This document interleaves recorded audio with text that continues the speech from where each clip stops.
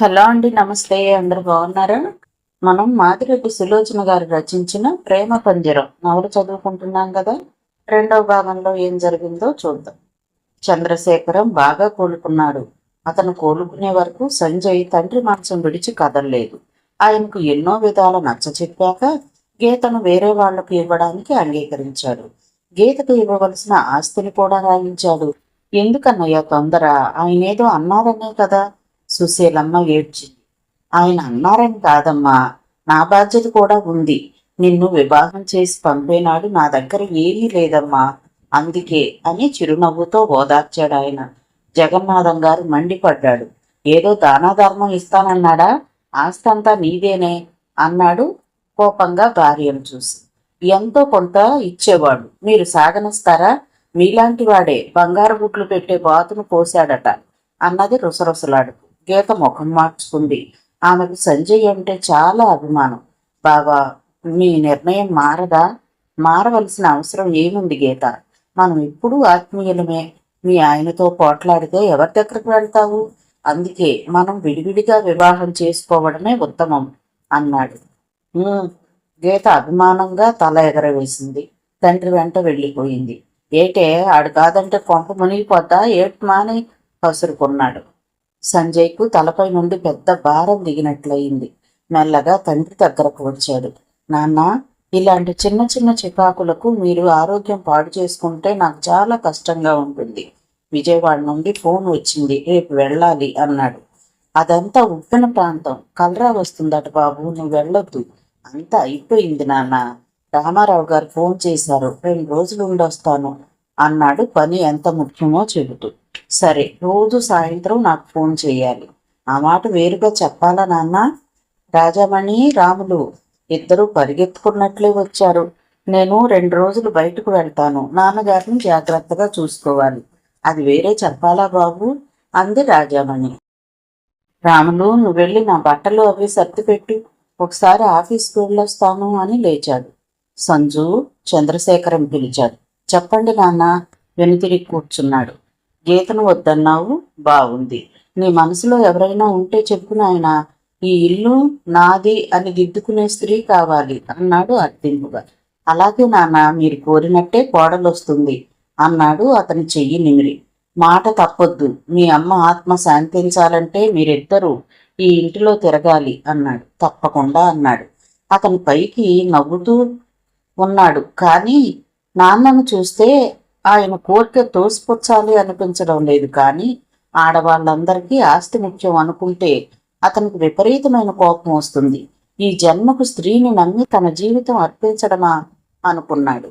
అతను ఆఫీస్కి వెళ్లేసరికి టైపిస్ట్ వచ్చింది. ఆమెను చూస్తేనే అతను మర్చిపోయిన కోపం ఉవ్వెత్తుగా వచ్చింది. కోపంగా వెళ్ళనొక్కాడు. జాఫర్ పరిగెత్తుకుంటూ వచ్చాడు. టైపిస్ట్ని ఎలా రమ్మను అన్నాడు. మరో 10 నిమిషాల తర్వాత గదిలో ఇంటిమేట్ సెంటు వ్యాపించింది. Good morning sir. పమిట అనవసరంగా సర్దుకుంది. ఆమె కేసి చూడకుండానే అడిగాడు, మీకు వారంలో ఎన్ని రోజులు సెలవు కావాలి? సార్, మా గ్రాండ్ మదర్ ఎక్స్పైర్ అయిందా? బై మీకెందరు గ్రాండీలు ఉన్నారో చెప్పండి. ఆవిడ నాలుగు ఖర్చుకుంది. 3వసారి తాను గ్రాండ్ మదర్ గురించి చెప్పింది. Sorry sir. చూడండి, మీ ప్రైవేట్ ఎంగేజ్మెంట్స్ను మానుకోమన్నాను, కానీ మీ డ్యూటీ కూడా ముఖ్యమన్న సంగతి గ్రహించాలి అన్నాడు. తల ఎత్తితే ఆమె అవతారం చూడాల్సి వస్తుందని భయం. Now you can go. ఇక పైన సెలవు పెడితే ఫర్ ఎవర్, అండర్స్టాండ్? అతను గర్జింపుకు భయపడిపోయింది. తలూపిందామె. ఒకరి అజాగ్రత్త వల్ల ఎందరో బాధపడాలి, తెలిసిందా? ఎస్ సార్ అన్నది కళ్ళ నీళ్లు దూకడానికి సిద్ధంగా ఉన్నాయి. చూడండి, ఈ ప్రపంచంలో అన్నిటికన్నా ముఖ్యమైనది ఆకలి. ఆ ఆకలి తీర్తేనే ఏదైనా ఆలోచించేది. ఆకలి ముందు ఆదర్శాలు, ప్రేమలు ఏమీ ఉండవు. అర్థమైందనుకుంటాను. షికార్లు, సినిమాలు కావాలనుకుంటే సాయంత్రాలున్నాయి అన్నాడు.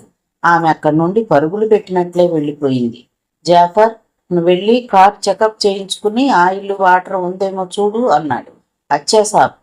జాఫర్ కీ తీసుకుని వెళ్ళిపోయాడు. అతను చంద్రశేఖరం అండ్ కంపెనీలోకి వచ్చాక కార్ డ్రైవింగ్ నేర్చుకున్నాడు. సంజయ్ పట్టుపట్టి నేర్పించాడు. అత్యవసర పరిస్థితుల్లో అవసరం వస్తుందని. నమస్తే సార్. వీరభద్రం వచ్చాడు. నమస్కారం, కూర్చోండి అన్నాడు ఫైల్ పక్కకు పెడుతూ. వినకూడని మాట ఒకటి విన్నాను సార్. అన్నాడు కుర్చీలో సర్దు కూర్చుని. చెప్పండి అన్నాడు ఏంటో ఊహించడానికి ప్రయత్నం చేస్తూ.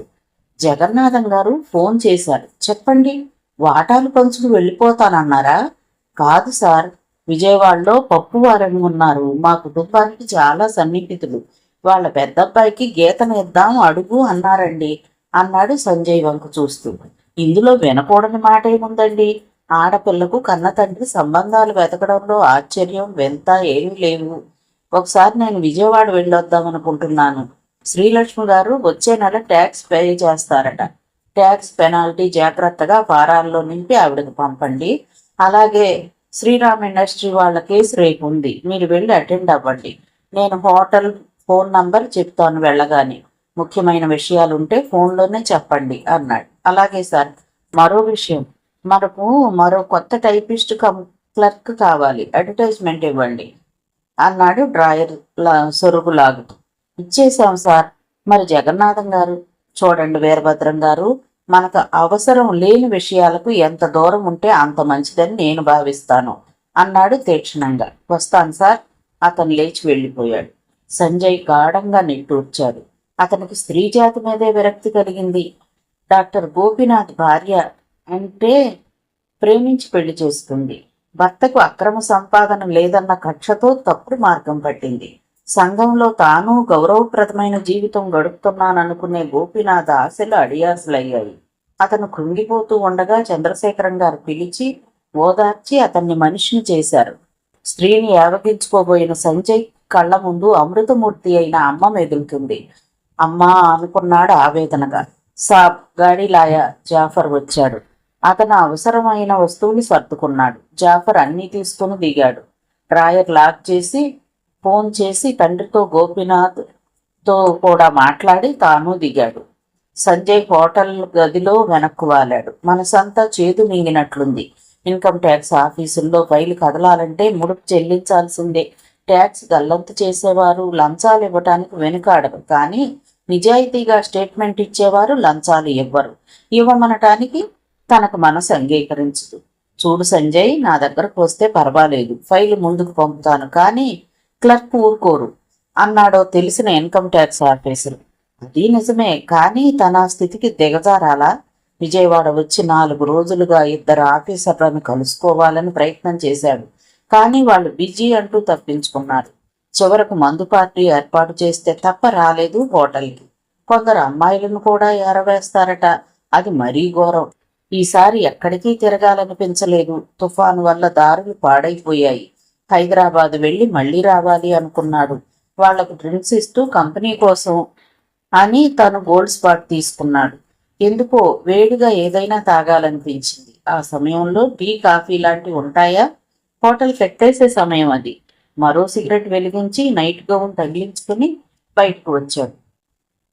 క్యారిడార్లో నిలబడి దూరంగా మిణుకుమంటున్న దీపాల కేసు చూశాడు. అతనికి ఈ పూట నిశ్చింతగా ఉంది. ఇంటికి ఫోన్ చేస్తే చంద్రశేఖరం గారు తోటలో తిరిగానని చెప్పారు. అతను వెనుతిరగబోయేంతలో సుడిగాలిలా వచ్చిన యువతి అతని చెయ్యి పట్టుకుంది.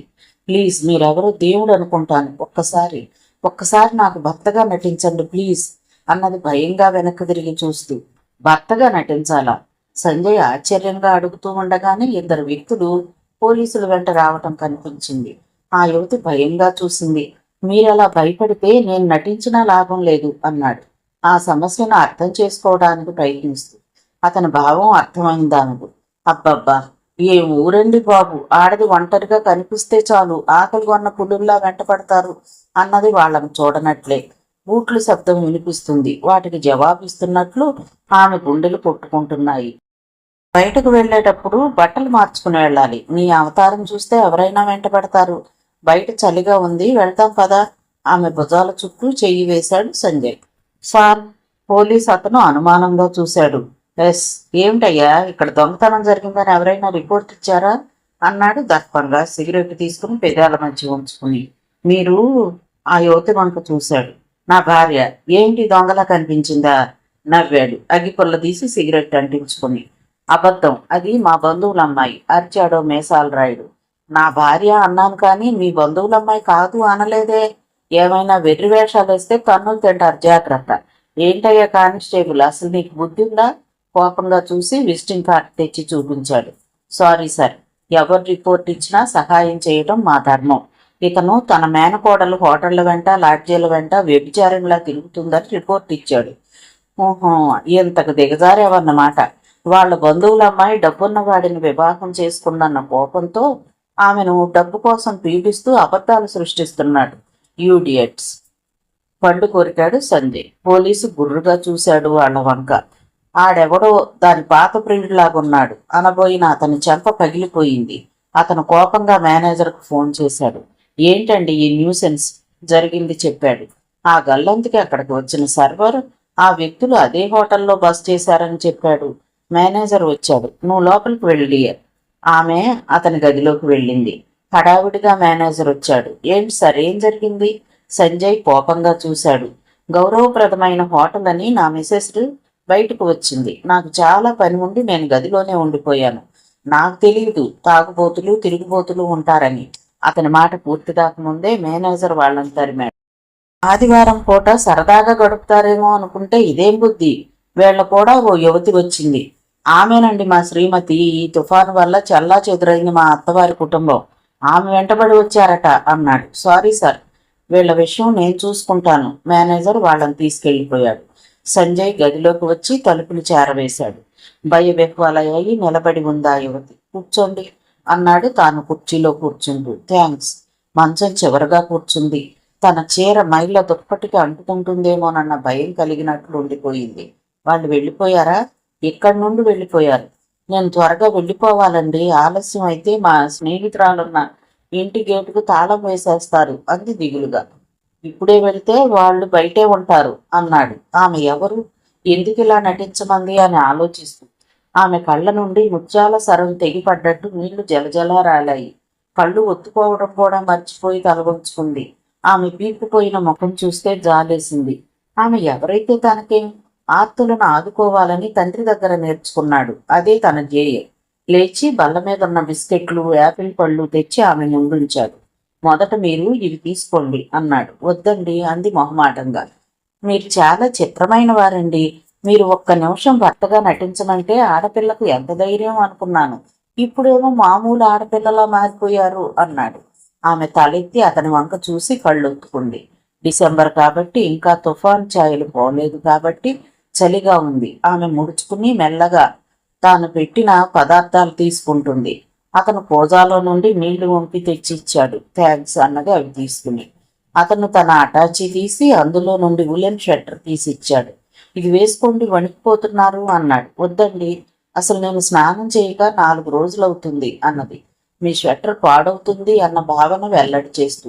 పర్వాలేదు అన్నాడు. కిందికి ఫోన్ చేశాడు.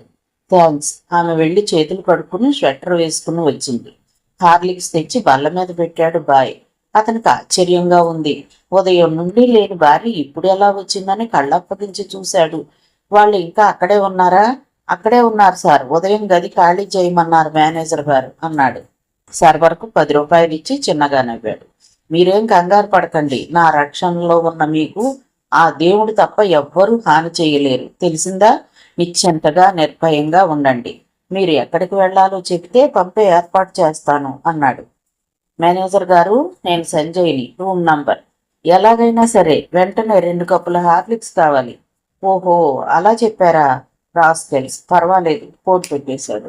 ఏం చెప్పారట? ఎవరు వారు? ఆదుర్దాగా అడిగిందామె. నేను అలా అనకపోతే ఆ అమ్మాయిని నాశనం చేసేవారు గాని నువ్వు వెళ్ళి వాళ్ళు ఇటు గాని వస్తే నాకు చెప్పు అన్నాడు. అలాగే సార్. అతను వెళ్ళిపోయాడు. ఇద్దరు హార్లిక్స్ తాగారు. మీరు భయంతో బిగుసుకుపోతున్నారు. ఎలాగూ నిద్ర రాదు. మీకు అభ్యంతరం లేకపోతే మీ విషయాలు చెప్తే సంతోషిస్తాను అన్నాడు. ఆమె పమిట మెలపెడుతూ కూర్చుంది. మీ విషయం అంతా తెలిస్తే ఏదైనా సహాయం చేయగలనేమో. అభ్యంతరం అయితే వద్దులేండి అన్నాడు మరో సిగరెట్ వెలిగించుకుని. అభ్యంతరం కాదు, నసిగింది. నేను వాళ్ళలాంటి మగాడినే అని సంశయిస్తున్నారా? అబ్బే లేదండి అంది కంగారుగా. మేనేజర్తో మాట్లాడి మీకు గది ఏర్పాటు చేయగలను, కానీ అతను వాళ్ళలాంటి వాడే అయితే కష్టం అన్నాడు. ఆమె తల వంచుకుని మంచం చివరన కూర్చుంది. చూడండి, మంచం మధ్యలో కూర్చుని మాట్లాడండి. మీకే ప్రమాదం భయం లేదని హామీ ఇస్తున్నాను అన్నాడు. అది కాదండి. ఆమె దిగులుగా చూసి స్రవించే అశ్రువులను ఒత్తుకుంటోంది. మా ఊరు అమ్మా నాన్న తుఫాన్లో పోయారు. మా ఊరును ఉప్పెన కమ్మేసింది. నేను ఒంటరిగా మిగిలిపోయాను. 2 చేతుల్లో ముఖం దాచుకుంది. I'm sorry. లేచి వచ్చి రెండవ మంచం మీద కూర్చున్నాడు. సిగరెట్ 2 దమ్ములు లాగి పారేశాడు. చూడండి, జరిగిన దాని గురించి మీరెంత బాధపడినా లాభం లేదు. జరగబోయే దాని గురించి ఆలోచించాలి. మీకు ఆస్తిపాస్తులేం లేవా అన్నాడు. మా నాన్నగారు రొయ్యలు డిస్ట్రిబ్యూట్ చేసేవారు. ఆయన గోడౌన్ కూడా మునిగిపోయింది. బందర్లో మాకొక ఇల్లుంది. దాని గురించి ఆరా తీశాము. మా నాన్నగారు అది బ్యాంకులో తాకట్టు పెట్టి అప్పు తెచ్చారట అంది దిగులుగా. వ్యాపారం అన్నారు కదా అన్నాడు. వ్యాపారానికి కాదనుకుంటాను. ఆయనకు నన్ను ఓ గొప్పింటి కోడల్ని చెయ్యాలని ఆశగా ఉండేది. అందుకే తలకు మించిన కట్నంతో ఓ సంబంధం చూశారు. వాళ్లకు అడ్వాన్స్గా 50,000 రూపాయలు ఇచ్చారు అంది దిగులుగా. ఎంత బీభత్సం జరిగినా మీరు ఒంటరిగా ఉంటున్నారని తెలిసినా మీకు కాబోయే ఆయన గారు రాలేదా? రాలేదు. మా నాన్నకు తెలిసిన వాళ్ళుంటే వాళ్లతో ఉత్తరం రాయించాను. ఆయన స్వయంగా నన్నే వెళ్ళమన్నారు. హైదరాబాద్కు బయలుదేరాను. ఆ 2 మనుషులు మా నాన్నకు దూరపు బంధువులు. హైదరాబాద్ వరకు తోడు వస్తామని చల్లని కబుర్లు చెప్పారు.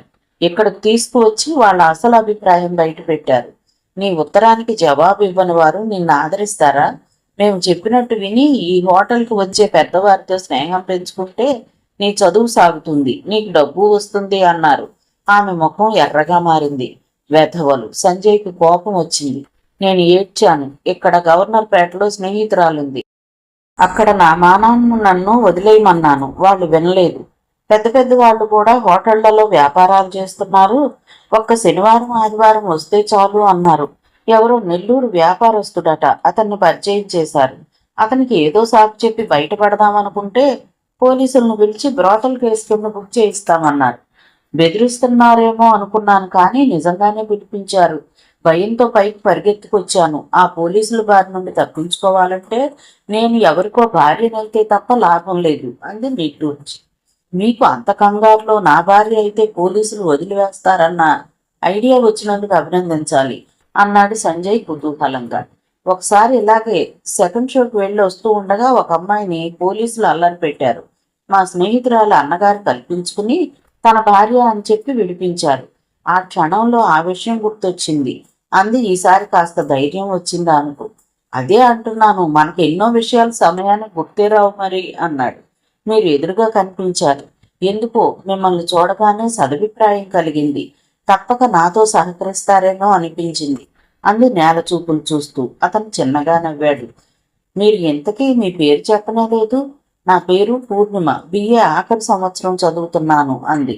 నా పేరు సంజయ్. హైదరాబాద్ మాది. రేపు 4 గంటలకే లేచి బయలుదేరతాను. మీరు వస్తానంటే తీసుకెళ్తాను అన్నాడు. మీకు శ్రమ అవుతుందేమో అంది మొహమాటంగా. శ్రమ ఎందుకు? నేనేం మిమ్మల్ని మోసుకెళ్ళటం లేదు. కారులో వెళ్తున్నాం అన్నాడు. ఆమె చూపులతోనే కృతజ్ఞతలు చెప్పింది. పైగా ఒక్కడనే అయితే బోరుగా కూడా ఉంటుంది అన్నాడు. వస్తానండి. చిక్కడపల్లిలో నా స్నేహితురాలుంది. అక్కడ దిగితే చాలు. అతను లేచి మంచం దూరంగా జరుపుకున్నాడు. మీరు ఈ మంచం పైన నిశ్చింతగా నిద్రపోండి. నేను సరిగ్గా 4 గంటలకు లేస్తాను అని గోడవారగా ఉన్న మంచంపై పడుకుని హాయిగా నిద్రపోయాడు. అదృష్టవంతుడు అనుకుంది. ఆమెకి ఎంతకూ నిద్ర పట్టలేదు. కాసేపు అటు ఇటు దొర్లింది. నిద్ర దూరంగా పారిపోయింది. ఏదో గుర్తుకు వచ్చినట్లు లేచింది. హోటల్ గదిలో వేడినీళ్ళు వస్తున్నాయి. మెల్లగా బాత్రూమ్ తలుపు తీసుకుని హోటల్ వాళ్ల టవల్ కట్టుకుని బట్టలు శుభ్రంగా ఉతుక్కుని ఆరబెట్టి స్నానం చేసింది. హాయిగా తన జీవితంలో పేరుకుపోయిన మైలంతా కడుక్కుపోయినట్లు అనిపించింది. బట్టలు ఫ్యాన్ కింద ఆరబెట్టి తన మంచం దూరం జరుపుకుని బ్లాంకెట్లో దూరి కూర్చుంది. బిల్ పే చేసి పూర్ణిమ గురించి క్లుప్తంగా చెప్పి అతని ఆశ్చర్యాన్ని దూరం చేశాడు సంజయ్. మీరు ఫ్రెష్గా కనిపిస్తున్నారు అని అంటాడేమో సంజయ్ అని ఎదురు చూసిందామె. ఆమె బట్టలు మార్చుకున్నది ఉతుక్కున్నది ఏది గమనించనట్లు మాట్లాడాడు. రండి. వెళ్ళి అతను కారు డోర్ తీసి పట్టుకున్నాడు. ఆమె ఎక్కింది. అతను తలుపు వేసి అటువైపు నుంచి వచ్చి ఎక్కేశాడు. మనము తెల్లవారేసరికి హైదరాబాద్ చేరుకుంటామా? 9 గంటలు అవ్వచ్చు అన్నాడు స్టార్ట్ చేస్తూ. అక్కడి హోటల్ బాయ్స్ నమస్కరించారు. పూర్ణిమ బాల్కనీలోకి చూసారా ఎవరున్నారో? వెనుకకు తిరిగి చూసింది.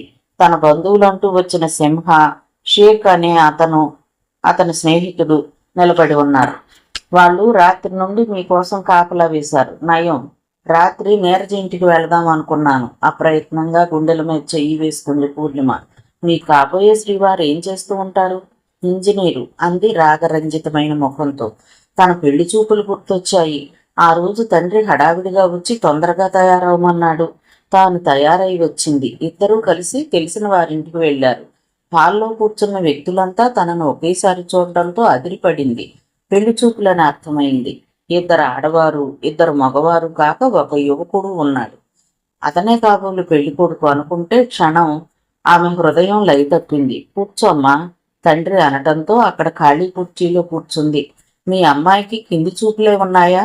హాస్యంగా వినిపించగానే చిగున తలెత్తింది. పకపక నవ్వు వినిపించింది. పెళ్లి కొడుకు నవ్వుతున్నాడు. నీ అల్లరితో ఆ అమ్మాయిని అదరకొట్టకు అన్నాడో పెద్ద ఆయన. ఆయన అచ్చు పెళ్లి కొడుకులాగే ఉన్నాడు. అతని తండ్రి కావచ్చు అనుకుంది. అప్రయత్నంగా చిన్నగా నవ్వింది. పూర్ణిమ తండ్రి పిలిచి అందరినీ పరిచయం చేశాడు. పలహారాలు వచ్చాయి. ఇప్పుడే ఫార్మాలిటీస్ ఎందుకండి అన్నాడు పెళ్లి కొడుకు మేనమావ. నిజమేనండి, పలహారాలు ఎందుకు పెడతారో తెలుసా? పెళ్లి కూతురు వంట రుచి చూపించడానికి, పెళ్లి కూతురుకు వంటొచ్చని చెప్పడానికి. మరి బజార్ నుండి తెచ్చినవి పెట్టడం అన్యాయం. నువ్వు ఒక్కరోజు ఉంటానంటే మన ఊరు వెళ్దాం, అక్కడ అమ్మాయి చేత వంట చేయిస్తాను అన్నాడు తన తండ్రి. వాడేదో సరదా కంటే మీరు దాన్ని సీరియస్గా తీసుకుంటే ఎలా? మొదట ఇది చెప్పరా, అమ్మాయి నచ్చిందా? ఇది అన్యాయం నాన్నగారు, అబ్బాయి నచ్చాడా అని ఆమెను అడగండి అన్నాడు. అతని సహృదయతకు అంజలి ఘటించింది పూర్ణిమ. నాట్ బ్యాడ్ నాన్న, వివాహం అయ్యాక కూడా ఆ తల అలా వంచితే నేను పొట్టయిపోవాలే అని ఆలోచిస్తున్నాను అన్నాడు హాస్యంగా. చురుగ్గా చూసింది తాను. అతను కళ్ళతోనే వెక్కిరించాడు. ఈసారి తను నవ్వకుండా ఉండలేకపోయింది. అరేరే, ముత్యాలు రాలిపోతాయేమో అన్నాడు. బాబు, నువ్వేమైనా అమ్మాయిని అడగాలనుకుంటే అడుగు, మేము అలా వెళ్ళొస్తాం. పెద్దవాళ్లంతా బయటకు వెళ్ళారు. తనకు సన్నగా వణుకు ప్రారంభమైంది కాళ్లలో. తామిద్దరే మిగిలారు. అతను అసలే అల్లరివాడిలా ఉన్నాడు. ఇంకా చదువుకోవాలని ఉందా? గ్రాడ్యుయేషన్ పూర్తి చేయాలని ఉంది అంది. నేను తిరిగి వచ్చేసరికి ఎంత లేదన్నా 2 ఏళ్లు పడుతుంది. పోస్ట్ గ్రాడ్యుయేషన్ కూడా చెయ్యండి అన్నాడు. నేను యావరేజ్ స్టూడెంట్ని, క్లాస్ వస్తుందనుకోను. టైపు షార్ట్ హ్యాండ్ నేర్చుకుంటున్నాను. ఏమండి పూర్ణిమ గారు, మిమ్మల్నే గట్టిగా సంజయ్ గొంతు వినిపించేసరికి తలెత్తి చూసింది. తన పెళ్లి చూపుల తతంగం వాయిదా వేసింది. పిలిచారా అంటూ ఇటు తిరిగింది. కారు చెట్టు కింద ఆగింది కూడా గమనించలేదు. మసగ్గా ఉంది. నందిగాం వచ్చేసాము, మీరు కొంచెం టీ తాగుతారేమోనని అన్నాడు గ్లాసులో టీ తను తాగుతాను అంది. వాళ్ళు టీ తెచ్చిచ్చారు. కప్పు పగిలిపోయి ఉంది. ఎంతకంటే మంచి కప్పు లేదా? సంజయ్ ముఖం చిట్లించాడు. పర్వాలేదు, మొన్నటి వరకు పునరావాస కేంద్రాలలో ఎంతకంటే ఘోరంగా ఉండేవి కప్పులు అంది. అదేమిటి? ప్రభుత్వము ప్రైవేటు సంస్థలు కావలసినన్ని వస్తువులు బట్టలు ఇచ్చారు కదా. మధ్యవర్తులకు ఆకలి ఎక్కువ. అంతా సమాధులపై పునాదులు తీసేవారే. మాకు చేరేదంతా కొన్ని సేవా సంస్థలు అందించినవే అంది విచారంగా. అందుకే అన్నారు, ఒకరి కన్నీరు మరొకరికి పన్నీరుగా మారుతుందని. మన దేశంలో దేవుళ్ళు ఎక్కువ, దైవత్వం తక్కువ. ఆధ్యాత్మికత గురించి ఆలోచిస్తారే తప్ప ఆచరించరు అన్నాడు నిట్టూర్చి. ఇద్దరూ టీ పూర్తి చేశారు. ఏంటి ఆలోచిస్తున్నారు? కరిగిపోయిన కాలం గురించి, కలగబోయే అదృష్టం గురించి అంది. మీరు కవిత్వ ధోరణిలో మాట్లాడితే నాకు అర్థం కాదండి అన్నాడు ఎక్స్లేటర్ మీద కాలు వేసి. ఆమె నిట్టూర్చింది. కారుతో పాటు ఆమె ఆలోచనలు సాగాయి. 50,000 రూపాయల కట్నం తండ్రి అడ్వాన్స్గా ఇచ్చేశాడట. దానికి తన మనసు చివుక్కుమంది. అంతటి ఉదాత్త పురుషుడు, ఉత్సాహం గల యువకుడు కట్నం అడిగాడా? తన భావం గ్రహించినట్లే తండ్రి జవాబు చెప్పాడు. అతని తండ్రి వ్యాపారంలో పూర్తిగా దెబ్బతిన్నాడమ్మా. వాళ్లకు ఆడపిల్ల ఉంది. ఆ అమ్మాయి వివాహము, అబ్బాయి పై చదువులు కావాలంటే ఇప్పట్లో ఎంతకంటే మార్గం కనిపించలేదట. తండ్రి ఆగాడు. తను మాట్లాడలేదు. చూడమ్మా, వాళ్ళు మొదటే ఉన్న విషయాలు చెప్పారు. కొందరు డబ్బు చేతిలో పడ్డాక మా ఇష్టం అంటే మనం చేసేది ఏం లేదు. అది నిజమే. కట్నం తీసుకుని బ్యాంకులో వేసుకున్నామని ఖర్చు చేస్తే చేసేది ఏముంది? ఆ తర్వాత ఓ మంచి రోజు చూసి తండ్రి 10 మందితో వెళ్ళి 50,000 రూపాయలు వరకట్నం ఇచ్చి వరపూజ చేసి వచ్చారు. మీ మామగారిది అంతా జమీందారీ వ్యవహారమే పూర్ణ. ఓ 500 మందికి భోజనాలు ఏర్పాటు చేశారు. మనము 200 మంది అయినా వస్తామనుకున్నారట అని తండ్రి సంబరంగా చెప్పాడు. అలాగా అంది తను. అక్కడికి వెళ్ళాక నీ స్నేహితురాలు ఇందుమతిని, సత్యంబాబాయ్ కూతురు శ్యామలని తీసుకువెళ్ళాను. ఏం మర్యాదలు, ఏం లెక్కలు! వివాహం అప్పుడు ఆ లెవెల్లో నేను మర్యాదలు చేయగలనా అని దిగులుగా ఉంది అన్నాడాయన అంచులు మించిన ఆనందంతో. ఆ రోజు గర్వంగా నవ్వుకుంది. 4 రోజుల తర్వాత హాస్టల్కు పార్సిల్ వచ్చింది. ఏమిటా అని ఆదుర్దాగా విప్పింది. మిరప్పండు రంగుపై చెంకి కుట్టిన చీర, చిన్న బంగారు ఉంగరం ఉన్నాయి. ప్రియాతి ప్రియమైన పూర్ణిమకు. ఆమె బొగ్గల్లోకి వెచ్చని రక్తం వచ్చినట్లయింది. అల్లరివాడు అనుకుంది. నిండు పూర్ణిమ అని పిలవనా, శరత్ పూర్ణిమ అననా? మన సంప్రదాయాలు గమ్మత్తుగా ఉంటాయి చూడు. నువ్వు లేకుండా నిన్ను నాకు ముడివేశారు ఈ పెద్దలు. అందుకే నా వైపు నుండి పంపుతున్నాను. వెంటనే జవాబు రాయి. ఇట్లు నీ చిచ్చి, బొత్తిగా సిగ్గులేని మనిషి అనుకుంది కింద అతను రాసిన సంబోధన చూసుకుని. ఆప్యాయంగా ఆ ఉంగరం తీసుకుని వేలికి పెట్టుకుంది. చీర ఆప్యాయంగా హృదయానికి హత్తుకుంది. హాస్టల్లో ఇలాంటివి దాగవు. ఓహో, మాకు పార్టీ ఇవ్వందే చీర ఇవ్వం అని కాసేపు చీర దాచి, కాసేపు పేరు చెప్పమని వేధించి వదిలారు. వారం రోజులు తటపటాయించింది. రాయాలా వద్దా అని. మరో ఉత్తరం వచ్చింది. నిష్ఠూరాలతో, నిందలతో తాను వెళ్ళిపోతున్నానని నిష్ఠూరంగా రాశాడు. రాయక తప్పలేదు. ఎంత మధురమైన భావన! సముద్రాల కవతలు ఉండి కూడా తన కోసం తప్పించేవారున్నారంటే ఎంత గర్వం! అలాగే కళ్ళు మూతలు పడ్డాయి. మిస్ పూర్ణిమ, పూర్ణిమ గారు! మళ్లీ సంజయ్ అరుపులతో కళ్ళు నూలుముకుని లేచింది. సారీ అన్నట్టుగా చూసింది. సూర్యాపేట వచ్చింది. మీరు బ్రేక్ఫాస్ట్ తీసుకుంటారా? నాకు తినాలని లేదు అంది ఇబ్బందిగా, అతన్ని కష్టపెట్టడం ఇష్టం లేక. తన దగ్గర మచ్చుకైనా ₹1 లేదు. నాకు ఆకలి లేదండి, కాకపోతే ఇంజిన్ హీట్ ఎక్కింది అన్నాడు. అతను బానెట్ ఎత్తి అన్ని చూసుకుంటూ ఉండగానే ఎవరో కుర్రాళ్ళు వచ్చి కారును కడిగారు. హోటల్ నుండి ఇడ్లీ వచ్చింది. ఇద్దరు మౌనంగా పలహారం చేశారు. కారు మళ్లీ కదిలింది. పూర్ణిమకు సంజయ్ అన్న మాటలు గుర్తుకొచ్చాయి. మీరు వస్తే నాకు కంపెనీగా ఉంటుందని. తను అతనితో ఒక్క మాట కూడా మాట్లాడలేదు. అతనేమనుకున్నాడో. మీరుండేది ఎక్కడండి? హైదరాబాదులో ప్రశాంత్ నగర్ అన్నాడు. మీ పేట పేరు చాలా బాగుంది. అక్కడ వాతావరణం కూడా చాలా బాగుంటుంది అన్నాడు. మీకు పిల్లలా అంది ఏమడగాలో తెలియక. ముగ్గురు సీరియస్గా అన్నాడు. కొందరు చిన్నవాళ్ళలా కనిపిస్తారు. మిమ్మల్ని చూస్తే అసలు ముగ్గురు పిల్లలున్నట్లే కనిపించరు అంది. ఓహో, మీరు మనుషులను చూసి అందరు పిల్లలున్నారో నిర్ణయిస్తారా అన్నాడు. పూర్ణిమ సిగ్గుతో తలంచుకుంది. ఇలాంటి కబుర్లతోనే హైదరాబాద్ చేరుకుంది కారు. ఎండ బాగా ఎక్కిన డిసెంబర్ మాసం కావటం మూలాన వెచ్చవెచ్చగా, చలిచలిగా, గమ్మత్తుగా ఉంది వాతావరణం. గిలిగింతలు పెట్టినట్లు. చిక్కడపల్లిలో ఎక్కడో చెప్పండి అన్నాడు సుధా హోటల్ ముందు కారాపి. ఆమె తెల్లబోయినట్లు చూసింది. కూడుకుని గుర్తు తెచ్చుకుని ఇంటి నంబర్ చెప్పింది. ఆ నెంబర్ ప్రకారం ఇల్లు వెతికేసరికి మరో అరగంట పట్టింది. ఆ పై గదిలో ఉంటుంది. ఇందుమతి, పూర్ణిమ పిలిచింది. ఓయ్ నువ్వటే మందమతి వచ్చి కౌగిలించుకుంది ఇందుమతి. ఏమిటి ఎలా ఊడిపడ్డావు ఈయన అంటూ ఆగిపోయింది. ఒక మహా వ్యక్తి నా ప్రాణం కాపాడారు. లోపలికి దారి తీస్తూ రండి అంది పూర్ణిమ. క్షమించండి, ఇప్పటికే ఆలస్యమైంది. మా నాన్నగారు కంగారు పడుతూ ఉంటారు అన్నాడు వెనక్కు తిరుగుతూ. ఏమండో ఈ ప్రాణదాత గారు, సభలు సన్మానాలు లేకపోయినా కషాయం లాంటి కాఫీ అయినా సేవించి వెళ్ళండి అంది. అమ్మా, స్నేహితురాలు గారు, మీరు స్నేహితురాలి పట్ల అభిమానంతో నా రుణం తీర్చుకుందామని అనుకుంటే తీరిగ్గా మరోసారి వస్తాను సరే. వెతుకుతూ వచ్చాం కాబట్టి మీ ఇల్లు మర్చిపోయే ప్రసక్తే లేదు అన్నాడు చురుగ్గా. గలగలా నవ్వింది ఇందుమతి. భలేవారండి, మీరు నాకు నచ్చారు అంది. పూర్ణిమ చిరుకోపంతో స్నేహితురాలి వంక చూసింది. సంజయ్ గారు క్షమించండి, అది ఏదేదో వాగుతూ ఉంటుంది. పూర్ణిమ అతను వెనకే వచ్చింది. ఏమిటేమిటి పేరు సంజయ?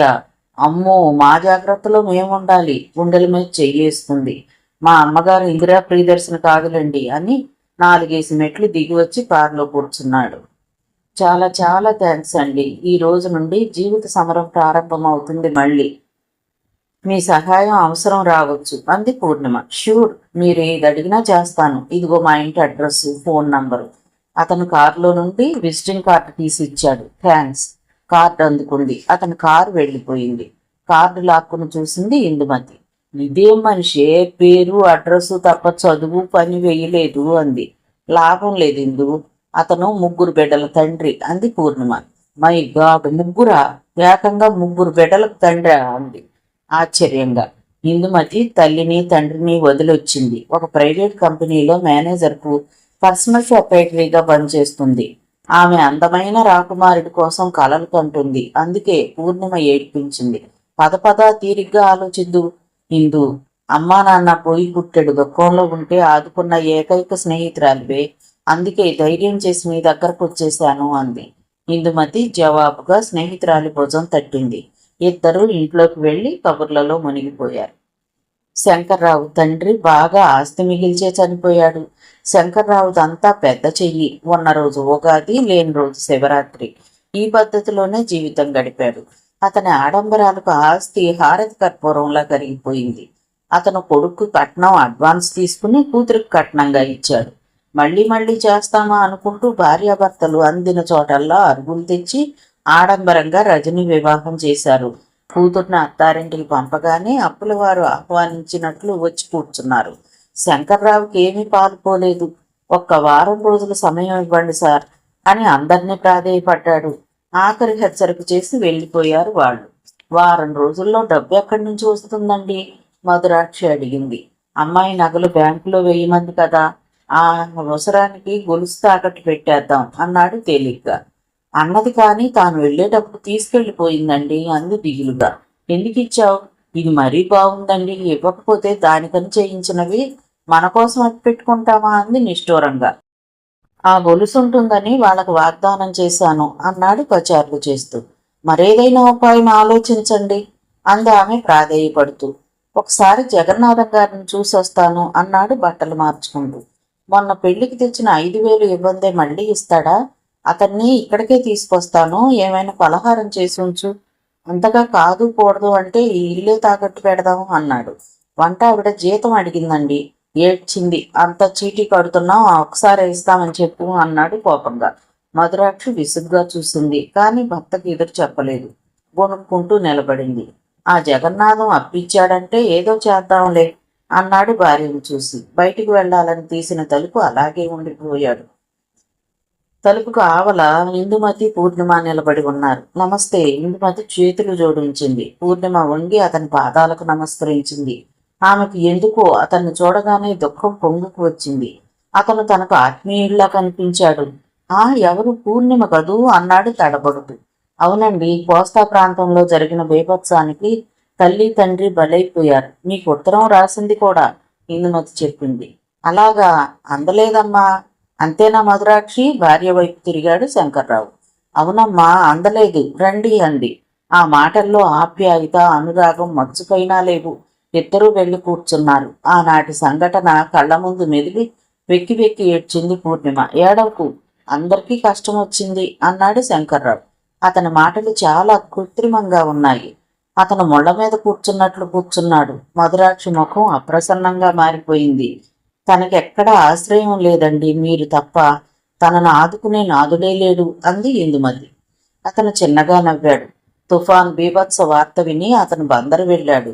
పూర్ణిమ తండ్రికి ఏమీ మిగల్లేదని తెలుసుకుని ఆమెను పలకరించకుండానే వచ్చేశాడు. ఆమె ధైర్యం చేసి తన దగ్గరకు వస్తుందని ఊహించలేదు ఆయన. చూడమ్మా, ఏ కాలం ఎలా వచ్చి ఎలా పోతుందో అని నేను వాళ్ళ నాన్నతో వరకట్నం ఇచ్చి ఆ 3 ముళ్ళు వేయిద్దాం అన్నాను. ఆయన వినలేదు. సరుకమ్మి ఇల్లమ్మి డబ్బు తెస్తానన్నాడు.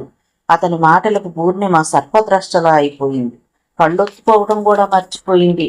కట్నం డబ్బులో సగం వెండి పళ్ళెంలో పెట్టి నేను ఇచ్చాను కదండి. ఇందుమతి ఉండబట్టలేక అడిగింది. సగం అన్నాడా? పరువు కోసమని ఉంటాడమ్మా. 1000 రూపాయలు ఇచ్చాడు. నాకే ఓ 5,000 ఖర్చుంది. అది తుఫాన్లో కొట్టుకుపోయిందనుకున్నాను అన్నాడు దిగులుగా. పూర్ణిమ అయోమయంగా చూసింది. తండ్రితో కూడా వెళ్లి బ్యాంకు నుండి డబ్బు ఉంగరం తెచ్చింది. ఆ చెక్స్ తీసుకున్నామా, పువ్వుల చొక్కా తీసుకున్నామా అని తండ్రి తనను అడగటం, తాను సిగ్గుపడటం తనకు బాగా గుర్తు. అదీగాక పెళ్లి కొడుకు అమెరికా వెళ్లి తనకు రాసిన ఉత్తరంలో స్పష్టంగా ఉంది. పూర్ణిమ, వీడు అమ్ముడైన అబ్బాయి అని అసహించుకోకు. నేను సంపాదించిన డబ్బుతో మొదట నీ డబ్బు నీ పేర బ్యాంకులో వేస్తాను. ఆశయాలను అణగదొక్కే ఈ మధ్యతరగతి కుటుంబాల ఆడంబరాలను, ఆర్థిక స్థితిని సానుభూతితో అర్థం చేసుకో. ఆ విషయమే ఇందుమతితో అన్నది. ఇందుమతికి శంకర్రావు వాలకం చూస్తుంటే మతిపోతోంది. అసలు ఈ మనిషి ఉద్దేశం ఏమిటి? అందుకే కోపంగా అడిగింది నిక్కచ్చిగా. మీ అబ్బాయి పూర్ణిమకు రాశాడండి 50,000 తీసుకున్నట్టు అంది కోపంగా. రాస్తాడు రాస్తాడు, నేను ఇచ్చారని చెప్పాను, ఏదో స్నేహితుని కూతురు కదా అని అన్నాడు దర్పంతో. అయితే అదే జాలితో స్నేహితుని కూతురన్న అభిమానంతో ఆ అమ్మాయికి ఆశ్రయం ఇవ్వండి అంది కోపంగా. ఆశ్రయం ఇవ్వడానికి ఏం లేదమ్మా, ఇస్తాను. రేపు పెళ్లి కావలసిన అమ్మాయి మా ఇంట్లో ఉంటే అందరూ ఏమనుకుంటారు? ఇద్దరు యువతులు కరెంట్ షాక్ కొట్టినట్టు నిలబడిపోయారు. మీ అబ్బాయికి చేసుకోవడం లేదా? తేరుకుని ఇందుమతి అడిగింది.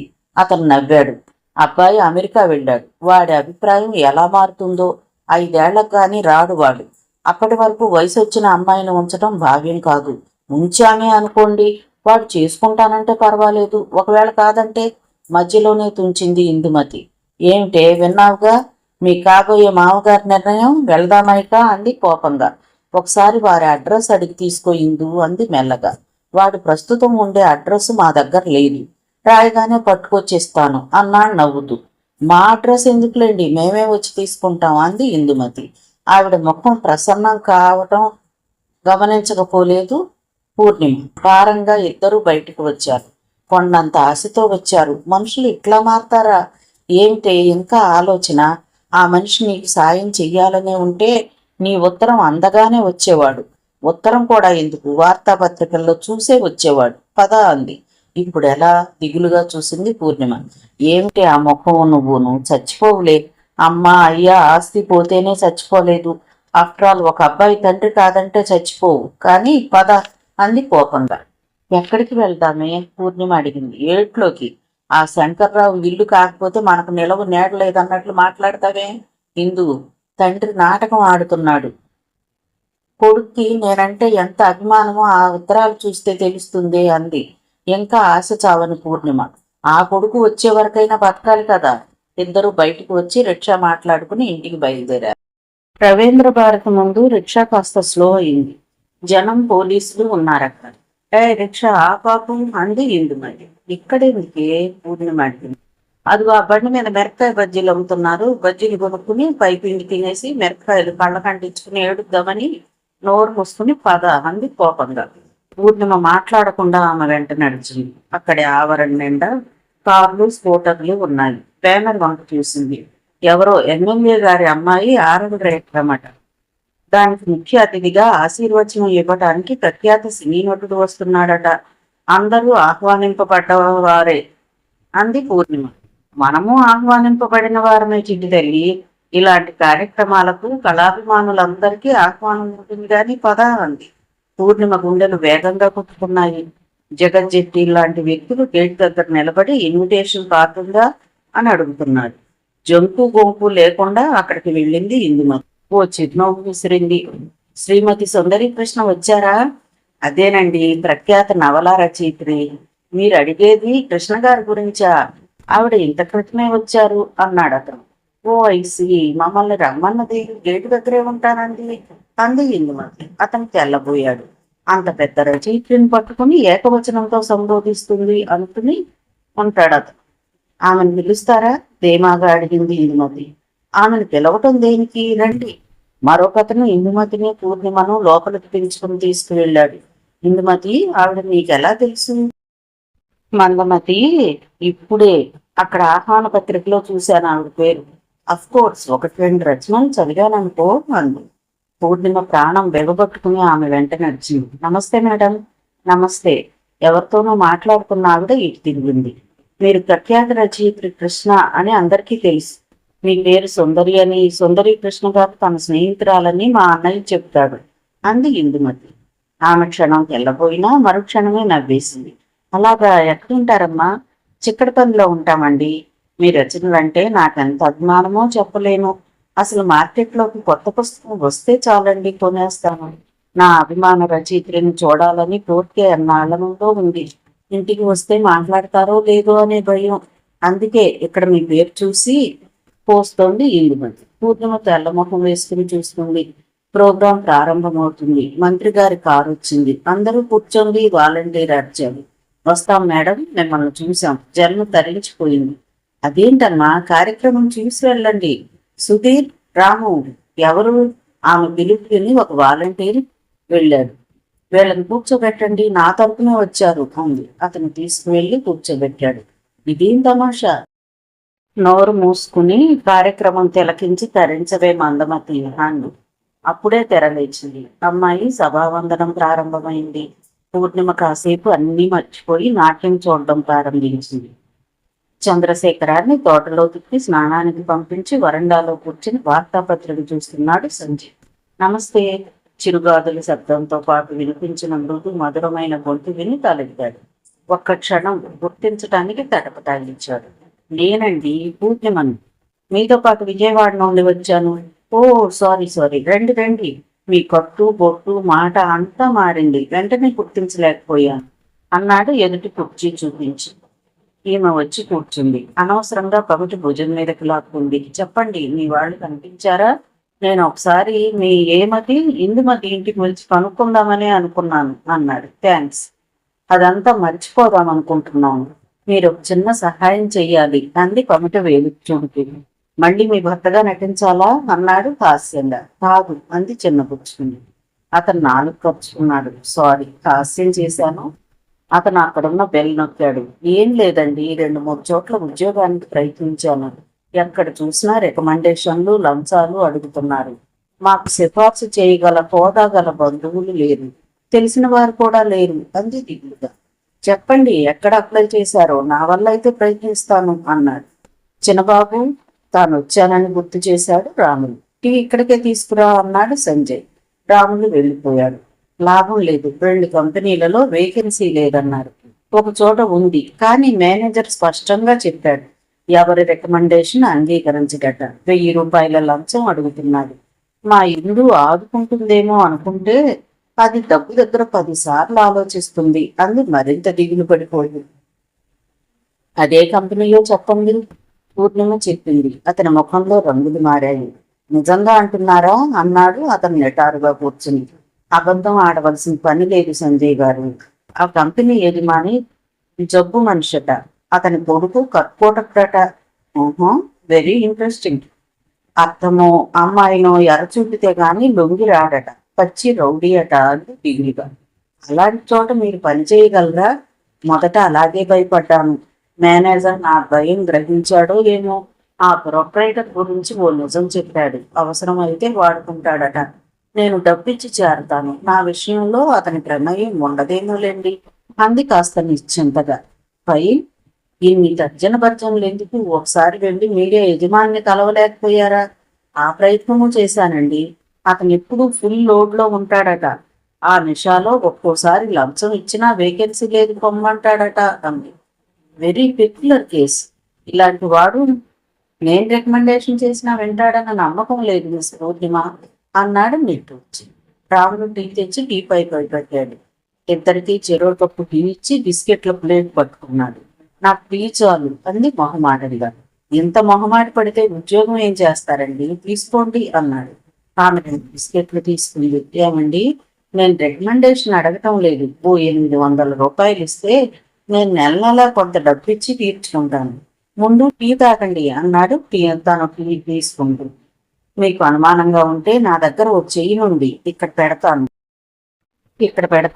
అమ్మాలంటే మనసు అంగీకరించడం లేదు.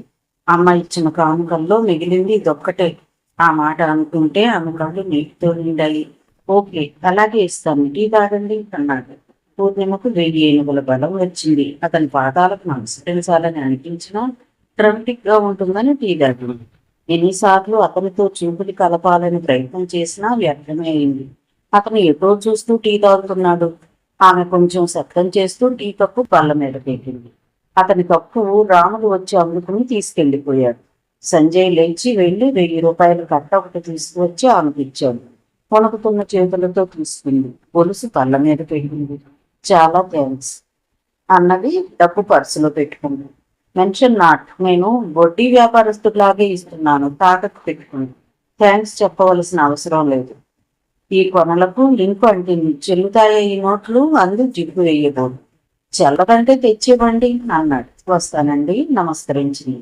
Wish you best of luck అని అతను లోపలికి వెళ్ళిపోయాడు. ఆమెకు చెప్పలేనంత ఆనందంగా ఉంది.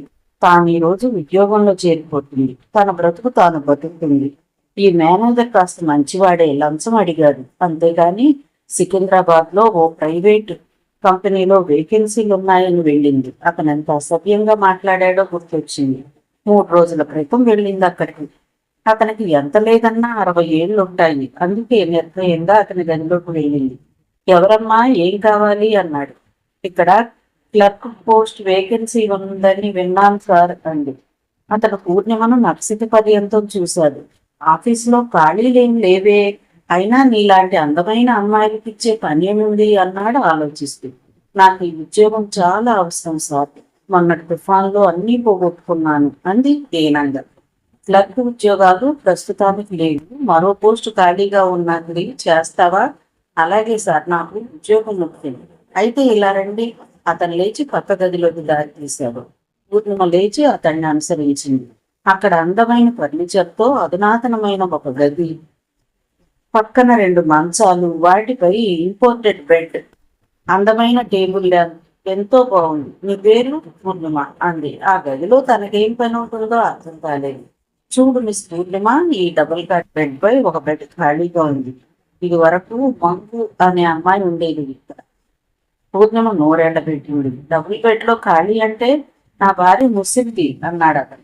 అతను ఏదో వయసువాడైనట్లు అనుకుంది కోపంగా. ఒకరోజు లేచి తిరిగితే 10 రోజులు పడుకుంటుంది. అతను అసభ్యంగా ఏమేమో చెప్పుకుపోతున్నాడు. పూర్ణిమకు అతని ఆంతర్యం పూర్తిగా అర్థమైంది. అక్కడున్న పేపర్ వెయిట్ తీసి అతని ముఖాన్ని కొట్టింది. అక్కడున్న వస్తువులన్నీ అతని మీదికి విసిరేసి యూ స్కౌండ్రల్, యూ రాస్కెల్ అంటూ కోపంతో చిందులు తొక్కుతూ బయటపడింది. అతను వెంట పడతాడేమోననే భయం లేదు. అతను తొట్టుకుంటూ బయటకు వచ్చేసరికి తాను బస్టాండ్కి చేరుకోవచ్చు అనుకున్నాడు. ఇతను ఒక డబ్బు మనిషి. 2వ రోజు డ్యూటీలో చేరిపోయింది పూర్ణిమ. ఆమెకు ఎంతో రిలీఫ్ గా ఉంది. ఉత్సాహంగా బాదం హల్వా కొనుక్కుని ఇంటికి వచ్చింది. ఇందుమతి, ఓ ఇందుమతి, కింది నుండే పిలిచింది. ఏమిటే మందమతి? ఎదురు వచ్చింది ఆమె. నేను డ్యూటీలో జాయిన్ అయిన శుభ సందర్భంలో వంట వార్పు పక్కన పెట్టి హోటల్కి వెళ్ళి అటు నుండి సినిమాకు వెళ్దాం అంది ఉత్సాహంగా. ఏమిటే జోరుగా ఉంది వ్యవహారం? ఉద్యోగం వచ్చింది కానీ జీతం రాలేదు కదా. నీ జీతాన్ని ఆశించి అప్పు పెట్టడానికి నా దగ్గర డబ్బు లేదు అంది నిర్మోహమాటంగా. నీ బుద్ధి పోనిచ్చుకున్నావు కాదు. ఈ రోజు పార్టీకి నా దగ్గర డబ్బు ఉంది కానీ త్వరగా బయలుదేరు. స్వీట్ తెచ్చావు కదా, మళ్ళీ పార్టీ ఎందుకు, సినిమాకి వెళ్దాం అంది. ఇద్దరు స్వీట్ తిని పొద్దున అన్నం ఉంటే తినేసి సినిమాకి బయలుదేరాడు. పూర్ణిమ తనకిచ్చిన మేఘ టక్ టైప్ చేస్తుంది. ప్రొపరైటర్ ఆఫీసులో ఉన్నాడట. అసలు వాతావరణమే మారిపోయింది. కాళ్ళకు చక్రాలు వచ్చినట్లు తిరిగే ఆఫీస్ బాయ్ని చూస్తే నవ్వు ఆగడం లేదు. అంతకు ముందు అంతా సొంతమాము బాలమిత్ర పట్టు కూర్చునేవారు. పూర్ణమ్మ 11:30కి టీ బ్రేక్ లో మిమ్మల్ని ప్రొపరైటర్ గారికి పరిచయం చేస్తారట, రెడీగా ఉండండి అని పరిగెత్తుకు వెళ్ళిపోయాడు. పూర్ణిమ నవ్వుకుంది. తన బట్టల వంక చూసుకుంది. ఇవాళ ఉన్న వాటిలో కాస్త మంచివే వేసుకొచ్చింది. ఆమె టైప్ చేయటం ఆపి గడియారం వంక చూసింది. 11:10 అయింది. కంగారుగా లేచి తల సవరించుకుని పర్సులో నుండి పఫ్ తీసి ముఖానికి కట్టుకుంది. పూర్ణమ్మ, నోటీసు. మళ్లీ కరుకులపై వచ్చాడు ఆఫీస్ బాయ్. తీసుకుని చూసింది. స్టాఫ్ మెంబర్స్ అందరినీ కాన్ఫరెన్స్ హాల్లో మీట్ అవ్వమని ఆదేశం ఉంది. ఇక్కడ పరిచయాలు ఎంత ఆర్పాటంగా జరగాలా అనుకుంది. కాన్ఫరెన్స్ హాల్ తెలిసినా అని ఎలా వెళ్లాలో చెప్పాడు ఆఫీస్ బాయ్. లంచాలు తీసుకుని ఉద్యోగాలు ఇస్తారట. ఆర్పాటం చేసి అందరి కళ్ళు కప్పాలి కదా మరి అనుకుంది నిరసనగా. మెల్లగా లేచి కాన్ఫరెన్స్ హాల్ వైపు నడిచింది. అంతటా నిశ్శబ్దంగా ఉంది. అందరూ బుద్ధిమంతులైన కుర్రాళ్లు కూర్చున్నట్లు వారి వారి స్థానాల్లో కూర్చున్నారు. బయట పులిలా గర్జించే వీరభద్రం కూడా బుద్ధిమంతుడైన కుర్రాడిలా కూర్చున్నాడు. అందరికీ టీ బిస్కెట్లు వచ్చాయి. తోటి టైపిస్టు నవ్వితే తాను విష్ చేసింది. ఎదురు బల్ల మీద బిస్కెట్లు అమరుస్తున్న బాయ్ పక్కకు తప్పుకునేసరికి కంగారుగా అందరూ వచ్చారు. ఫుల్ సూట్ లో అందంగా హుందాగా నడిచి వస్తున్నాడు యువకుడు. మన ప్రొపరైటర్ గారు పక్కన కూర్చున్న కంగం చెప్పింది. ఇతన విమల్ షూటింగ్ అడ్వర్టైజ్మెంట్ మోడల్లా ఉన్నాడు అని మెల్లగా అనుకుంటూ ఉలిక్కి పడింది. ఎవరు? తను చూస్తుంది నిజమేనా? ఎదురుగా కుర్చీలో సంజయ్. అతను అందరికీ విష్ చేశాడు. అందరూ తిరిగి విష్ చేస్తున్నారు. తను కళ్ళప్పగించి చూసి అతని ముందు బాయ్ జాఫర్ టీ పెట్టాడు. తీసుకోండి అని తన కప్పు ఎత్తాడు. అందరి కప్పులు శబ్దం చేసినట్లు లేచాయో ఏమో అనిపించింది శబ్దం. పూర్ణిమ కప్పు పట్టుకోబోతే చెయ్యి వణికింది. అతను తన ప్రొపరైటర్ అని తెలియక అతని ఇంట్లోనే అతన్ని లిప్పి వచ్చింది. 5 నిమిషాలు గడిచాయి. సంజయ్ గొంతు గంభీరంగా వినిపించింది. ఆమె తల ఎత్తలేకపోయింది. డియర్ ఫ్రెండ్స్, ఒక మంచి కార్యం చెయ్యాలంటే కొన్ని సంవత్సరాలు పడుతుంది. మంచితనం నిరూపించుకోవాలన్నా అంతే. కానీ కొన్ని సంవత్సరాలుగా పెంచిన మంచితనం మట్టిలో కలవటానికి క్షణాల్లో జరిగిపోతుంది. ఈ కంపెనీ స్థాపించడానికి మా నాన్నగారైన చంద్రశేఖరం గారు ఎంతో శ్రమపడ్డారు. ఇక్కడ ఆ విషయం కొందరికైనా తెలుసు. అలాంటి కంపెనీ గురించి బయట చాలా చెడుగా ప్రచారం జరుగుతుంది. ఆ కంపెనీ యజమాని తాగుబోతూ తిరుగుబోతూ కంపెనీలో స్టాఫ్ ని అపాయింట్ చేయడానికి లంచాలు తీసుకుంటాడట. ఎంతో బాగుంది కదా. ఎక్స్క్యూజ్ మీ సంజయ్, మీరు పొరపాటుగా విని ఉంటారు. అంత మాట అన్ని దమ్ములున్నాయా ఎవరికైనా? వీరభద్రయ్య గారు లేచి అన్నారు. కావచ్చు, నేను విన్నవన్నీ పొరపాటే కావచ్చు. మీ అందరికీ తెలుసు, నాకు నాన్నగారు చెప్పిన స్వయంగా నిరూపించుకోనిదే ఒక నిర్ణయానికి రాను. లంచంగా అడిగిన డబ్బు స్వయంగానే నంబర్లు నోట్ చేసుకుని ఎర్రనమ్మతో గుర్తుపెట్టిచ్చాను. ఆ డబ్బు ఎవరి అకౌంట్లోకి వెళ్తుందో అరగంటలో తెలుస్తుంది. ఒకవేళ బీరువాల్లో దాచిన నేను స్పెషల్ పర్మిషన్ తీసుకుని మన స్టాఫ్ లో ఎవరెవరు డబ్బుతో డీల్ చేస్తారో వారి ఇల్లు సోదా చేస్తాను. అందరి ముఖాలు వెలవెలబోయాయి. ఒకరినొకరు అనుమానంగా చూసుకోవడం మొదలు పెట్టారు. వీరభద్రం గారు కోపంగా లేచారు. ఇది ఎవరో కల్పించిన అబద్ధం, అభూత కల్పన. మన కంపెనీలో అలాంటి అవకతవకలు జరగబోవు. మీరు బ్యాంకులకు ఆదేశం ఇచ్చామని ఇల్లు సోదా చేస్తామని బెదిరిస్తే ఇక్కడ ఎవరు భయపడరు. భయపడమని కాదు వీరభద్రం గారు, నిజాయితీ లోపిస్తే ఎవ్వరూ ఏమీ చేయలేరు. అప్పుడు ప్రత్యక్ష సాక్షిని ప్రవేశపెడతాము అన్నాడు. ఆ సాక్షి నిజం చెబుతుందని నమ్మకం ఏంటి? వీరభద్రం అడిగాడు కోపంగా. ఒక్క క్షణం సంజయ్ నిరుత్తరుడయ్యాడు. అతను అందరినీ కలయచూస్తూ ఉండగా ఒక్క నిమిషం చూపులు పెనవేసుకుపోయి పూర్ణిమ దగ్గర ఆగిపోయాయి. మరుక్షణమే సర్దుకుని చిన్నగా నవ్వాడు. వీరభద్రం గారు, నేనంత అమాయకంగా ఎంక్వైరీ ఎలా పెడతాననుకున్నారు? అన్నీ పగడ్బందీగా చేశాను. లంచగొండి ఎవరో, ఈ కంపెనీ పేరు నాశనం చేస్తున్నదెవరో తెలుసుకోవాలి. నాన్నగారు ఏళ్ల తరబడి సంపాదించిన మంచి పేరును నట్టేట కలిపే అధికారం ఎవ్వరికీ లేదు. ఓకే, అందరూ మీ సీట్లకు వెళ్ళొచ్చు.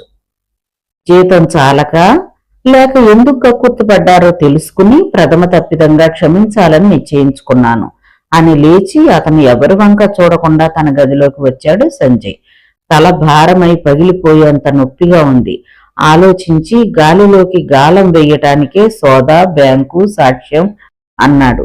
నేరస్తుడు ప్రారంభ దశలో ఉంటే కాస్త భయపడతాడని అతని నమ్మకం. జాఫర్ వచ్చి కోటు తీశాడు.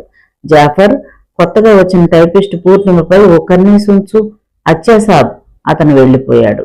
సంజయ్ ఫోన్ దగ్గరగా లాక్కుని తనకు అవసరమైన వాళ్లకు ఫోన్లు చేశాడు. ఇంటికి ఓసారి ఫోన్ చేసి చంద్రశేఖరం గారితో మాట్లాడాడు. అయినా మనసు కుదుట పడలేదు. మనిషి అనవసరంగా తోటి మనిషిపై నిందలు, నిష్ఠూరాలు ఎందుకు వేస్తాడో అర్థం కాలేదు.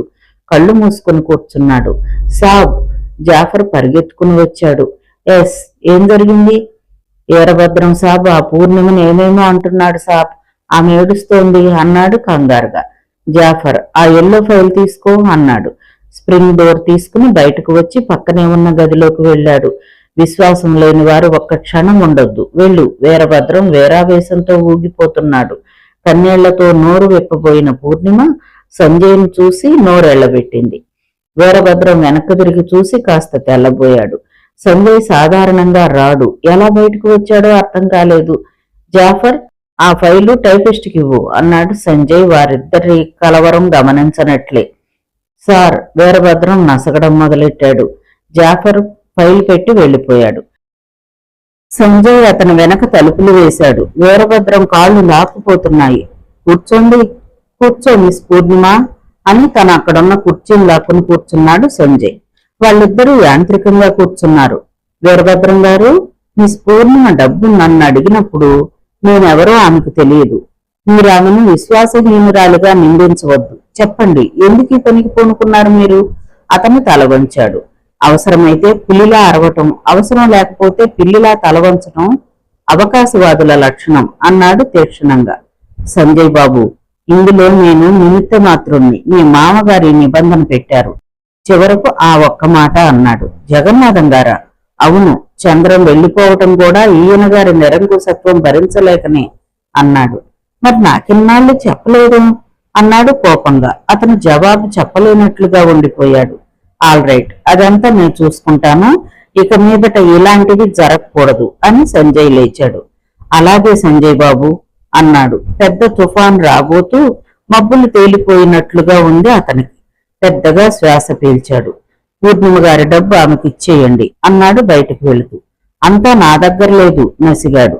ఇచ్చిన వాళ్ళ దగ్గర నుండి తీసుకోండి అన్నాడు ఆజ్ఞాపిస్తూ. వీరభద్రం పళ్ళు నూరుకుంటూ వెళ్లిపోయాడు. సంజయ్ గదిలోకి వచ్చాడు. తనకు తానుగా పార్ట్నర్షిప్ తొలగించలేడు. జగన్నాథం వెళ్లిపోవాలంటే తండ్రి పర్మిషన్ కావాలి. ఆ అనుమతి దొరకడం అంత తేలిక? అతను ఆలోచనలో పడ్డాడు. లంచ్ టైం కావడంతో లేవక తప్పలేదు. అతనికి తండ్రిని డైనింగ్ టేబుల్ దగ్గర చూస్తే చాలా ఆనందంగా ఉంది. నాన్న, లంచగొండితనం గురించి మీ అభిప్రాయం ఏమిటి అన్నాడు అన్నం కలుపుతూ. సదభిప్రాయం మాత్రం లేదు. ఈ భారతదేశంలో చాలీ చాలని జీతాలు మనిషిని అధోగతికి ఈడుస్తున్నాయేమోనని నా అభిప్రాయం సంజు అన్నాడు. కొడుకు అకస్మాత్తుగా ఇలాంటి అనుమానం ఎందుకు అడుగుతున్నాడో అర్థం కాక.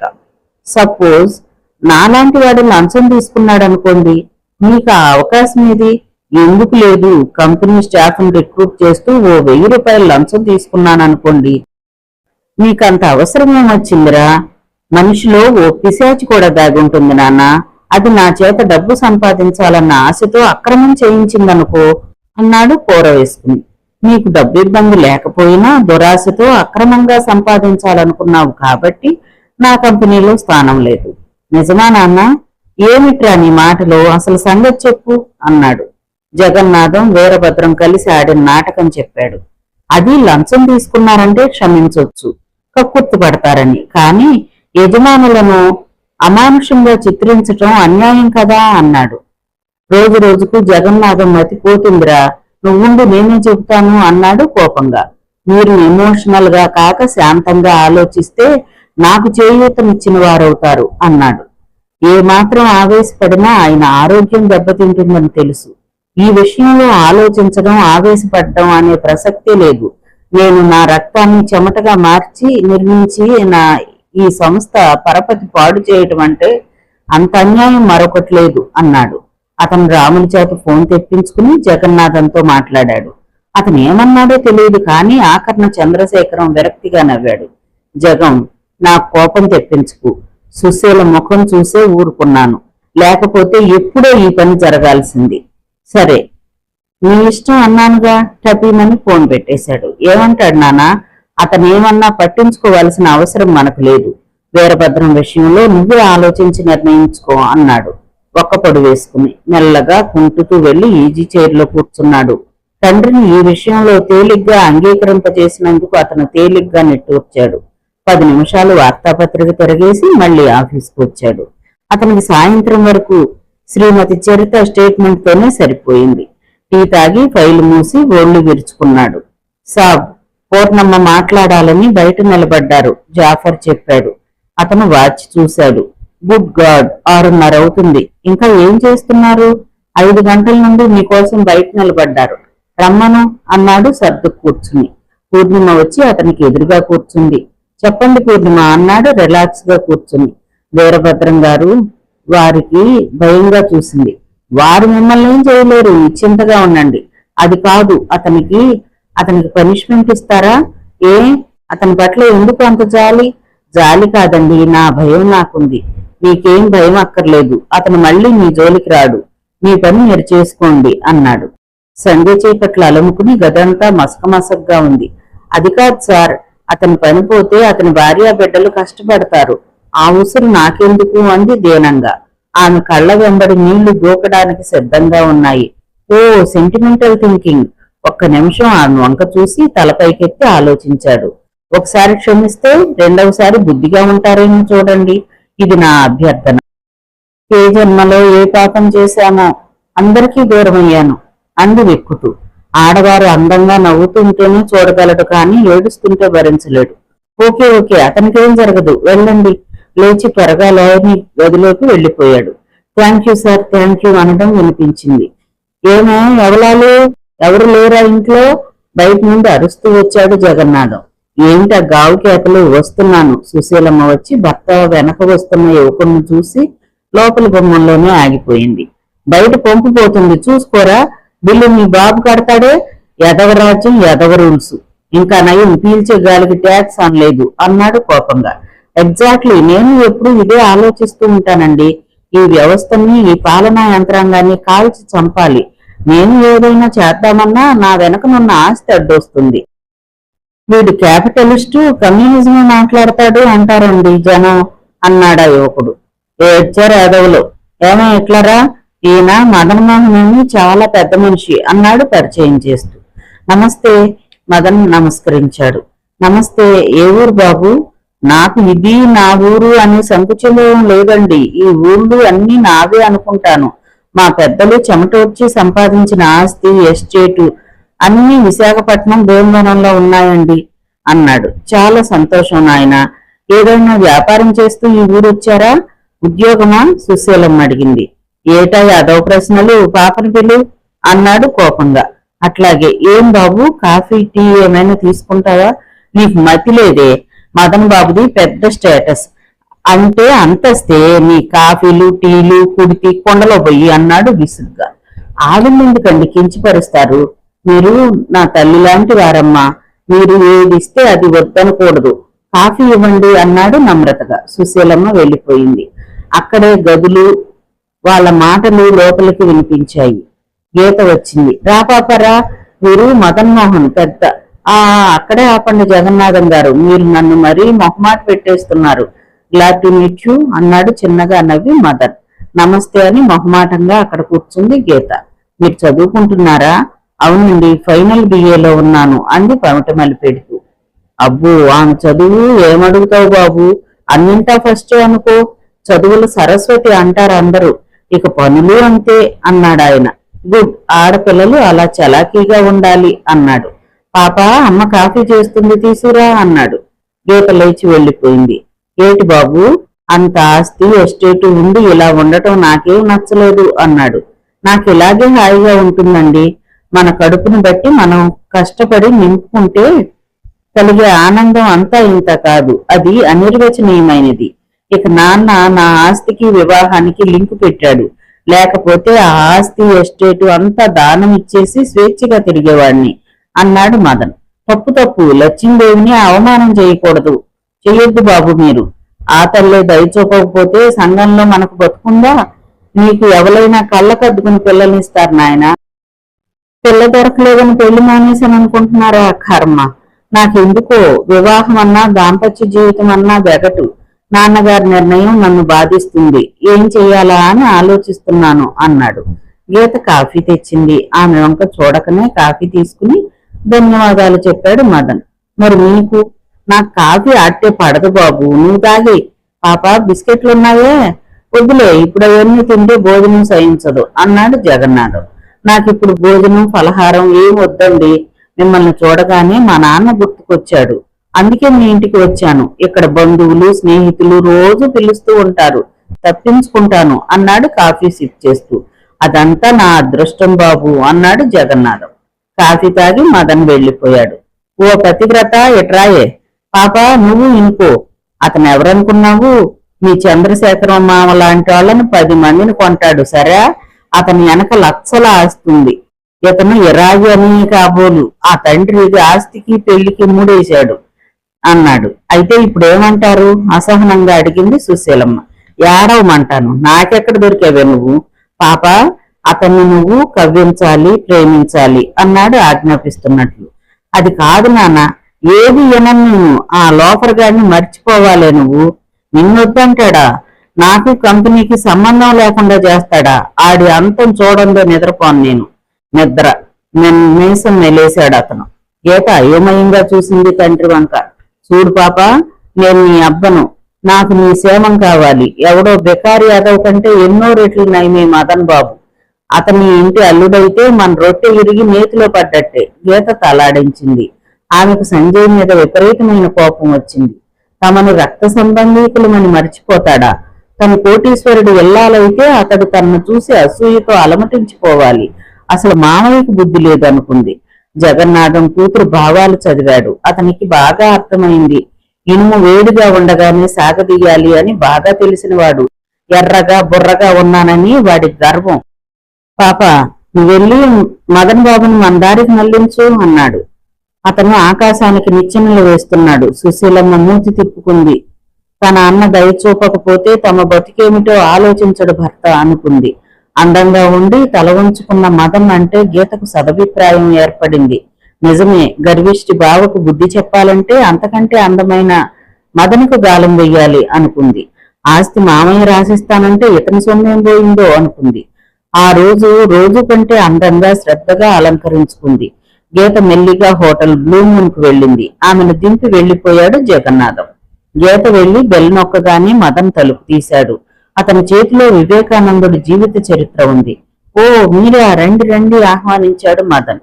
నమస్తే అండి అతని గదిలోకి వెళ్లి కూర్చుని. అతని పుస్తకం మూసేసి వచ్చి మంచంపై కూర్చున్నాడు. ఇప్పుడు చెప్పండి అన్నాడు. ఇంట్లో కూర్చుంటే బోర్ కొట్టింది, అందుకే మీరు వస్తే సినిమాకి వెళ్దామని అంది క్రీగంట చూస్తూ. అతను పక్కపక్క నవ్వేశాడు. మీరు రాంగ్ సెలక్షన్ చేశారు. ఏం సినిమాలండి ఈనాడు వచ్చేవి అన్నాడు విరక్తిగా. నా కోసం రండి ప్లీజ్ అంది వయ్యారంగా. నా బలహీనత కనిపెట్టేశారే. ప్లీజ్ అంటే అందున అమ్మాయి అంటే కాదనగల గుండె ధైర్యం ఎవరికుంటుంది చెప్పండి అన్నాడు. ఆ కఠినమైన మనసుంటే శకుంతల చరిత్ర ఉండేది కాదేమో అంది. మేబీ. అతను మెరుగ్గా పౌడర్ రాసుకుని వెంట్రుకలు బ్రష్ చేసుకున్నాడు. మీకు జీవితంపై ఎంత విరక్తి ఎందుకు కలిగిందో తెలుసుకోవచ్చా అంది అతను వాచి పెట్టుకుంటుంటే. మిస్ గీత, ప్రతిరోజు చూస్తున్నాము. లేవటం, భోజనం, నిద్ర, సంసారం, పిల్లలు, ఇల్లు. ఎంతకంటే ఎక్కువ ఏముంది చెప్పు అన్నాడు. నిజమే, కానీ మనకున్న జీవితంలో కొత్తదనం మనం తీసుకురావాలి. నిరాశపడతామా అంది. ఏమో, నాకు జనం, అనుబంధాలు అన్నీ ఒకేలా కనిపిస్తాయి. వివాహం చేసుకుంటే దాంపత్యం అంటారు, సుఖజీవనం అంటారు. అదంతా ఒట్టి భ్రమ. తన కోరికలు తీర్చుకోవడానికి సంపాదన యంత్రంగా మగవాడిని స్త్రీ వాడుకుంటుంది. స్త్రీని తనకు జీతం బెత్తం లేని నౌకరుగా పురుషుడు వాడుకుంటున్నాడు. పరస్పర సహకారం అని ఎందుకు అనుకోరు? అది ఓ ఏడాది పాటు సంపాదన లేని పురుషుణ్ణి స్త్రీ గౌరవిస్తే, రోగిష్టైన భార్యను పురుషుడు గౌరవిస్తే అలా అనుకోవచ్చు. ఈ మనుషులు డబ్బు చుట్టూ తిరుగుతారు. అలాంటి లాలూచీలంటే నాకు అసహ్యం అన్నాడు స్ప్రే చేసుకుని. నీదంతా చిత్రమైన వాదం అన్నదే కాని వెంటనే తండ్రి మేనమామను సతాయించటం, సంజయ్తో వివాహం రద్దు చేయటం గుర్తుకొచ్చింది. ఆమె మౌనంగా అతని వెంట కిందికి దిగింది. వారి ముందుకు ఆటో వచ్చి ఆగింది. అక్కడ ట్యాక్సీ ఉంది పిలు అన్నాడు మదన్. ట్యాక్సీ వచ్చింది. ఇద్దరూ ఎక్కారు. ఇద్దరి కోసం ట్యాక్సీ అవసరం అనుకుంటాను అంది గీత. ఈ రోజు సన్నిహితంగా వచ్చిన కన్యను సరసన కూర్చోబెట్టుకుని ఇబ్బంది పెట్టే సంకుచితం అలవర్చుకోలేదు. సారీ అన్నాడు బయటికి చూస్తూ. ఎంత ఉదాత్తమైన భావాలు అనుకుంది మనసులో. అతను దిగి నిర్లక్ష్యంగా 20 రూపాయల నోటు ట్యాక్సీ అతనికిచ్చి చూడనట్లు వెళ్లిపోయాడు. ఆమె నోరెళ్లబెట్టి ఆశ్చర్యంగా చూసింది. ట్యాక్సీ వాడి దగ్గర 14 రూపాయలు తీసుకుంది. దూరంగా నిలబడ్డ మదన్ ముఖం చిట్లించాడు. చిల్లర తెచ్చారా మీరు? ఏం, 5 రూపాయల 50 పైసలు అయితే 20 ఇవ్వాలా? ఆమె ఆశ్చర్యంగా కోపంగా అడిగింది. మిస్ గీత, నాకు కొన్ని అలవాట్లు అబ్బాయి. నా చేతితో ఇవ్వడమే గాని చెయ్యి చాచి తీసుకోవడం అలవాట్లేదు నాకు అన్నాడు నిర్లక్ష్యంగా. 100 రూపాయలు ఇచ్చినా అంతేనా? 1000 రూపాయలైనా అంతే. మీరుండండి, నేను టికెట్లు తెస్తాను. అతను ముందుకు వెళ్ళాడు. ఆగండి మహాశయ, ఇక మీదట కనీసం నా కోసమైనా మీరు మీ పరిస్థితి తీయొద్దు అన్నది గబగబా వెళ్లి టికెట్లు తెచ్చింది. సినిమా హాల్లో కూడా గీత అతని వింత ప్రవృత్తి గురించే ఆలోచిస్తోంది. అతను కాసేపు సినిమా చూశాడు. మరి కాసేపు కళ్ళు మూసుకున్నాడు. అతని తత్వం ఆమె పాలిట ఓ సవాలైంది. సంజయ్ని అందరూ బుద్ధిమంతుడంటూ ఉంటారు. అలాంటి వాడే అవసరం వస్తే ముట్టుకుని జవాబు చెప్పేవాడు. సినిమా అయిపోయాక లేవండి అన్నాడు. ఆమెకి కోపం వచ్చింది. ఎంతకాడికి సినిమా ఎందుకు, ఇంటికి వెళ్దాం పదండి అంది లేచి. అతనేమీ అభ్యంతరం చెప్పలేదు. ఇద్దరు బయటికి వచ్చారు. ఆ ప్రదేశంలో టాక్సీలు దొరకవు. ఇద్దరు ఒకరిని గురించి ఒకరు ఆలోచిస్తూ నడక ప్రారంభించారు. మీ పెద్దవాళ్ళు మీపై పెళ్లి బాధ్యత ఎందుకు వేశారో తెలిసింది. సినిమా హాల్లో స్లైడ్ వేశారా అన్నాడు. అమ్మయ్య, మీకు జోకేయడం వచ్చే. మిస్ గీత, ప్రతి మనిషిలో అన్ని రకాల కోరికలు అణగారుంటాయి, కానీ కొందరి సమక్షంలోనే బయటపడతాయి. అతని మాటలకు ఆమె సిగ్గుపడింది. ముఖం ప్రసన్నంగా మారింది.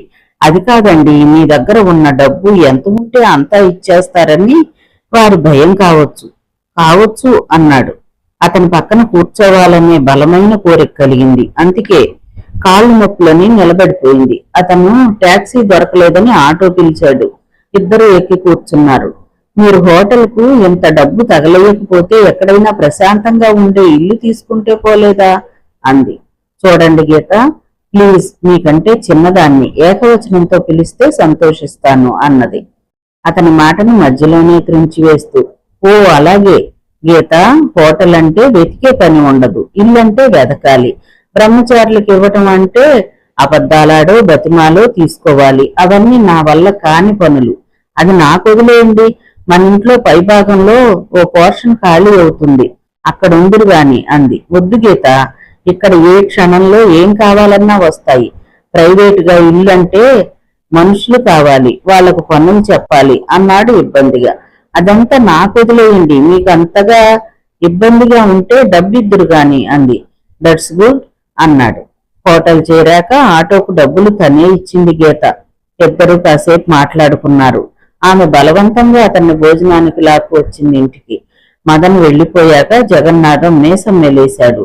నా కూతురంటే ఏటనుకున్నాడో, అన్నీ నా తెలివితేటలే మరి. మనకు అద్దె డబ్బులు గిట్టుబాటు అవుతాయా, అతని భోజనం డబ్బులు ముడతాయా? సంబరపడిపోయాడు జగన్నాథం. అంతే చూశారు గాని అతని చరిత్ర అంటూ నసిగింది సుశీలమ్మ.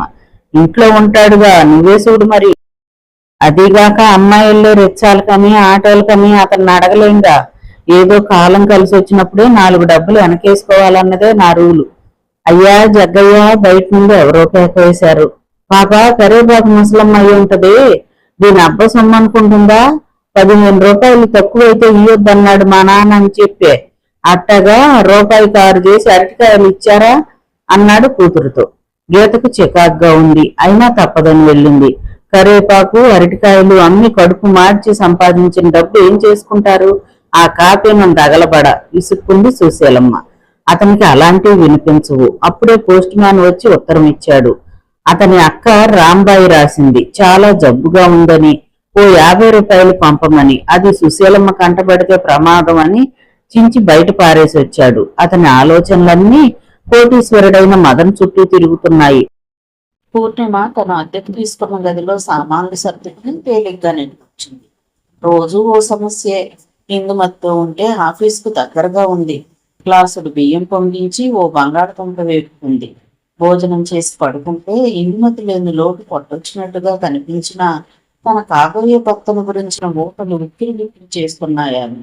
సారీ, మా అమ్మా నాన్న అమానుషంగా ప్రవర్తించారంటాడా? అతని కోసం తాను ఎన్నేళ్ళైనా ఎదురు చూస్తుంది.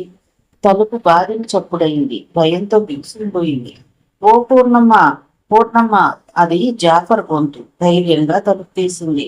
సంజయ్ నిలబడి ఉన్నాడు. అతని ముఖంలో ఆందోళన బాగా పోటీ పడుతున్నాయి. మిస్ పూర్ణిమ, ఒక 5 నిమిషాలు నా భార్యగా నటించగలరా? అయోమయంగా చూసిందామె. అవును పూర్ణిమ, మా నాన్నగారు చావు బ్రతుకుల్లో ఉన్నాడు. బదులు అడుగుతున్నానని అంటుంటే డాక్టర్ గారు నా వివాహం చూస్తే గాని ఆయన ప్రాణం పోదంటున్నారు అంటుంటే అతని కళ్ళు సజలమయ్యాయి. నీరు బయటపడకూడదని బలవంతంగా ఆపుకుంటున్నాడు. ముఖం కండరాలన్నీ వెగబట్టాడు. పదండి సార్, లేచి చెప్పులేసుకుంది. అతనికి మనసు స్థిమితం లేదని, చాలా ఆందోళన పడుతున్నాడని అర్థమైంది. జాఫర్ వెనుక తలుపు తీసి పట్టుకున్నాడు. అతను సంజయ్కు నమ్మిన పను. సంజయ్ ఆ వెనకాల పూర్ణిమ ఎక్కారు కాదు. సాబ్, దండలు. జాఫర్ 2 దండలు తీసిచ్చాడు. సంజయ్ తానొక దండ మెడలో వేసుకుని 2వ దండ పూర్ణిమకిచ్చాడు. ఆమెకు దండ మెడలో వేసుకుంటే గమ్మత్తైన అనుభూతి కలిగింది. పూలు ఎదను గిలిగింతలు పెట్టినట్టు అనుభూతి పొందింది. సంజయ్ మాత్రం అలాంటి ఆలోచన లేక ఆందోళనగా గోపీనాథ్ మాటలను మననం చేసుకుంటున్నాడు. సంజు, నాన్నగారి పోవలసిందే, కానీ పోవటం లేదు. అటు ఇటు వినిపిಸಲಾడుతోంది. అస్పష్టంగా నిన్ను ఒంటరి వాడిని చేశానని బాధపడుతున్నాడు ఆయన. నీ వివాహం చూసే వరకు ఆయన ప్రాణం పోదనుకుంటాను అన్నాడు. అబ్బా గోపి చెప్పకు, ప్రాణం పోవడానికి మనిషి ఇంత కష్టపడాలా అన్నాడు బాధగా. అది ఈ ప్రపంచంలో కొన్నిటిపై తీపి పెంచుకున్నవారు. నాకేం చెప్పకు గోపి, నన్నేం చేయమంటావో చెప్పు. ఓహో నువ్వు చేయలేవు. ఓ 2-3 రోజులు ముగిసినాడి ఆ ప్రాణం ఉంది. చదువుకున్న గోపినాథ్ నోరు మూసేశాడు. షటర్. నా తండ్రి కోసం ఏం చెయ్యాలో చెప్పు అన్నాడు కోపంగా. గోపినాథ్ విదిలించుకున్నాడు. Don't be silly. అయితే వెంటనే వెళ్ళి ఏం చెప్తావో చెప్పి గీతను తీసుకొచ్చి ఆయన ముందు దండలు మార్చుకోండి అన్నాడు. ఒక్క నిమిషం అయోమయంగా చూశాడు. ఓకే గోపి, 5-6 నిమిషాల్లో వస్తాను. అతను చంద్రికా నర్సింగ్ హోమ్ నుండి పక్క వీధిలో ఉన్న జగన్నాథం గారింటికి వెళ్ళి తలుపు తట్టాడు. తలుపు తీసిన సుశీలమ్మ ఆశ్చర్యంగా చూసింది అతని వంక. మీ మామయ్య అనుకున్నానురా సంజయ్య అంది. అత్తయ్య, గీతేది అన్నాడు ఆమె గది వైపు. పైన మదన్ బాబని ఒక అతను ఉంటున్నాడు, అతనితో కార్డ్స్ ఆడుతుందిరా అన్నది ఆమె. వెంటనే 2 మెట్లెక్కి పైకి వెళ్ళాడు. గీత అని పిలవబోయి ఆగిపోయాడు. సోఫాలో కూర్చున్న గీత పక్కనే కూర్చున్న ఎప్పుడు ఒడిలోకి ఒరిగిపోయింది. అతను ఒరిగి ఆమె పెదవులను చిందిస్తున్నాడు. ఆ దృశ్యాన్ని చూడలేకపోయాడు. అయిపోయింది. తండ్రిని రక్షించుకునే తన ఆశ అణగారిపోయింది. వెనక్కు తిరిగాడు. నీరసంగా మెట్లు దిగాడు. సుశీలమ్మ పిలుస్తున్నా వినకుండా వచ్చి కారులో కూర్చుని కారు స్టార్ట్ చేశాడు. ఈసారి యాంత్రికంగా కారు వెళ్ళి నర్సింగ్ హోమ్ ఉందాది. జాఫర్ ఆదుర్దాగా ఎదురొచ్చాడు. గీతమ్మ రానన్నదా సార్ మెల్లిగా అన్నాడు. ఆమె వేరొకరి భార్య కాబోతుంది జాఫర్ అన్నాడు నుదుటికి పట్టిన చెమటను తుడుచుకుంటూ. అయితే ఏమి సార్, ఈ ఒక్కరోజుకి యాక్ట్ చేయమనకపోయిండ్రా? పెద్దయ్య ప్రాణం కుదిరి పడుతుంది. జాఫర్ మాటలతో సంజయ్ ఆశలు చిగురించాయి. జాఫర్ పఠించడానికి అయితే గీత ఎక్కర్లేదు, ఏ స్టేజ్ ఆర్టిస్ట్ అయినా చాలు అన్నాడు కారులో కూర్చుంది. నిజమే సార్, వాళ్ళు మనకు దొరకద్దా? జాఫర్ యజమాని ప్రమేయం లేకుండానే మళ్ళీ జగన్నాథం ఇంటికి తీసుకెళ్లాడు. అప్పుడే బయట నుండి వచ్చి జగన్నాథం గేటు వేస్తున్నాడు. సంజయ్ కారులో రావడం చూసి అతను ఆశ్చర్యపోయాడు. జాఫర్ దిగి తాను వచ్చిన విషయం చెప్పాడు. ఏట్రా, మీ అయ్యగారికి ప్రాణం లేకొచ్చిందా? ఇప్పుడు మా సాయం కావాల్సి వచ్చిందా? మర్యాద గల కుటుంబం మాది. మా కాబోయే అల్లుడు కోటీశ్వరుడ్రా. ఎవడో దయదలిసిస్తే బతికే దగాకోరు కాదు. మామయ్య, నేను చేతులు జోడించి అర్థిస్తున్నాను. మా నాన్న కోసం కాలేజీ నాటకం అనుకుని 5 నిమిషాలు నటించమను. యారా, నేను కావాల్సి వచ్చానా? ఆఫీసులో అవమానం చేస్తావట్రా? నా బిడ్డ కోటీశ్వరుల కోడలవుద్ది. ఎల్లు గేటు వేస్తున్నాడు. అతనికి ఏం తోచలేదు. తాను దిగి పాదాలు పట్టుకున్నా లాభం ఉండదని తెలుసు. అతనికి మెరుపులాంటి ఆలోచన వచ్చింది. జాఫర్, ఒకటి మా ఇల్లు తెలుసా అడిగాడు. తెలుసు సాబ్, సాయంకాలం వారికి సామాన్లు ఇచ్చి వచ్చిన అన్నాడు. దారిలో 2 పూలదండలు కొని టోర్నమెంట్కి పద అన్నాడు. ఆ మాట నాకు అతనికి ఎంతో రిలీఫ్ అయింది. సాబ్, వచ్చేసాం. జాఫర్ దిగి కారు డోర్ తీసి పడుకున్నాడు. ఉలిక్కి పడి పళ్ళు విప్పాడు సంజయ్. అతనికి కర్తవ్యం గుర్తుకొచ్చింది. రండి పూర్ణిమ దారి చూపాడు. అతను వెనక నడుస్తూ అటు ఇటు చూసింది. సిగ్గుల పెళ్లి కూతురులా నడిచింది. Thank God. రాత్రి 11 దాటింది కాబట్టి ఎవ్వరూ చూడరు అనుకుంది. మెడలో దండతో ఇలా మరో పురుషుడి వెంట వెళ్ళానని అతనికి తెలిస్తే ఆమె ముఖంలోకి రుచ్చని రక్తం వచ్చింది. రండి పూర్ణిమ. వాళ్ళు గదిలోకి అడుగులు పెట్టగానే నర్సు లేచి నిలబడింది. చంద్రశేఖరం గారి ఎద రాస్తున్న డాక్టర్ గోపీనాథ్ తిరిగాడు. గీత, అంత తర్వాత చెప్తాను, ముందు నాన్నగారి స్థితి ఎలా ఉందో చెప్పు అన్నాడు కంగారుగా. 10 నిమిషాల క్రితం తిరిగి వచ్చింది. నీ కోసం అడిగారు. మరేం చెప్పావు? నువ్వు గుళ్ళో పెళ్లి చేసుకుంటున్నావని చెప్పాను. కానీ గీతతో అన్నానురా అన్నాడు నొచ్చుకుంటూ. పర్వాలేదు, ఆఖరి వరకు నా శక్తి మేరకు ఆయనకు తృప్తి కలిగించే పని చేద్దాను. ఆ తర్వాత విధికే వదిలేస్తాను అన్నాడు గాఢంగా నిట్టూరుస్తూ. నువ్వు ముందు, నేను హార్లిక్స్ తీసుకొస్తాను. గోపీనాథ్ బయటకు వెళ్ళాడు. కూర్చోండి మిస్ పూర్ణిమ కుర్చీ చూపించాడు. ఆమె ఆవులిస్తూ కూర్చుంది. సారీ ఫర్ ది ట్రబుల్ అన్నాడు ఆమె వారిపోయే కళ్ళను చూసి. నాటెటాలు సార్ అంది నెమ్మదిగా. గోపీనాథ్ హార్లిక్స్ తెచ్చాడు. ముగ్గురు తాగారు. రాత్రి 12 గంటలకు తెగివి వచ్చింది చంద్రశేఖరం గారికి. సంజు, బాబు అంటూ బలహీనంగా పిలిచాడు ఆయన. ఇక్కడే ఉన్నాను నాన్నగారు అన్నాడు పైకి వంగి. అతను కళ్ళు పెద్దవి చేసి సంజయ్ని చూశాడు. ఆ కళ్ళలో ఉన్న ప్రశ్న అర్థమైంది సంజయ్కి. అతను వెనక్కి తిరిగి పూర్ణమి చెయ్యి పట్టి తీసుకువచ్చి చూపించాడు. అతను కళ్ళు తాటించి చూశాడు. నాన్న, గీత వివాహం మరెవరితోనో నిర్ణయించాడు మామయ్య. అతను కోటీశ్వరుడేనట అన్నాడు. అతని చేతిపై తన చెయ్యి వేసి నిమురుతూ. ఈ అమ్మాయి ఎవరన్నట్లుగా చూశాడాయన. పూర్ణిమ అని ఇంకా ఏదో చెప్పబోయాడు. అతను చేతితో వారించాడు. నువ్వు ఒంటరి వాడివి కావు, అది చాలు అన్నాడు. ఇద్దరూ కాళ్ల వైపు వచ్చి అతనికి నమస్కరించారు. అతని కను పొలకల్లో నీళ్లు నిలిచాయి. పూర్ణిమను దగ్గరగా పిలిచి తన బలహీనమైన చెయ్యెత్తి ఆమె తల నిమిరాడు. ఆమె ఎద మీద దండ తొలగించాడు. తండ్రి భావం అర్థం చేసుకున్న సంజయ్ వంగి జవాబు చెప్పాడు. మీ ఆరోగ్య పరిస్థితి విషమించిందని గోపి బలవంతం చేస్తే దండలు పెళ్లి చేస్తున్నాం నాన్న అన్నాడు. ఆయన అతి కష్టంపై చిన్నగా నవ్వాడు. పర్వాలేదన్నట్లు తల పంపించాడు.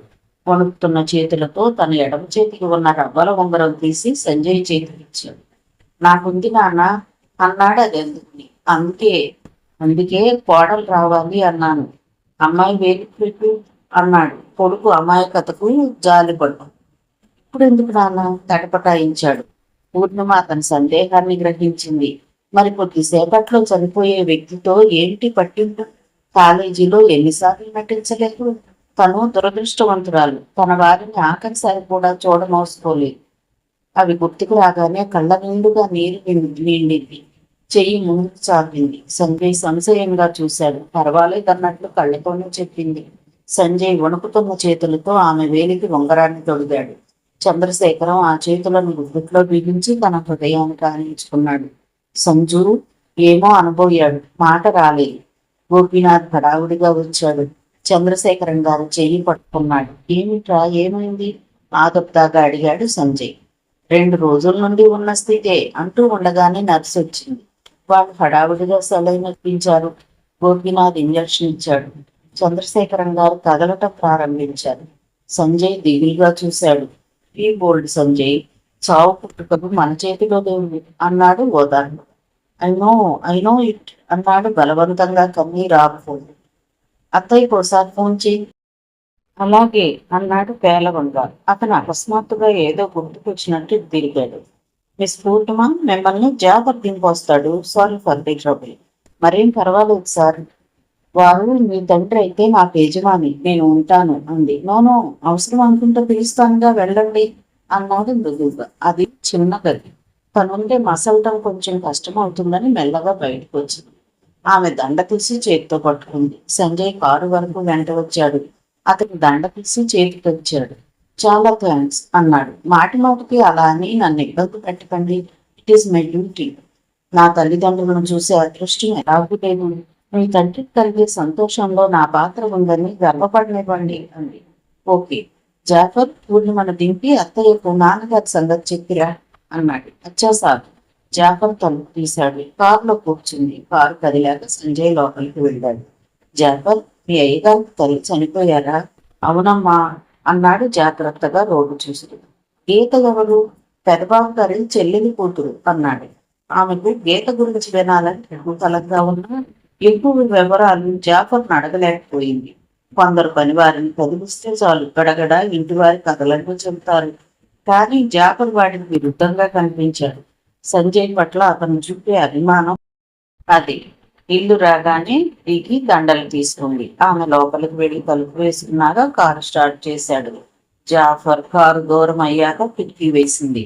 అతను వస్తే తను అలాంటి కారు కొంటుంది.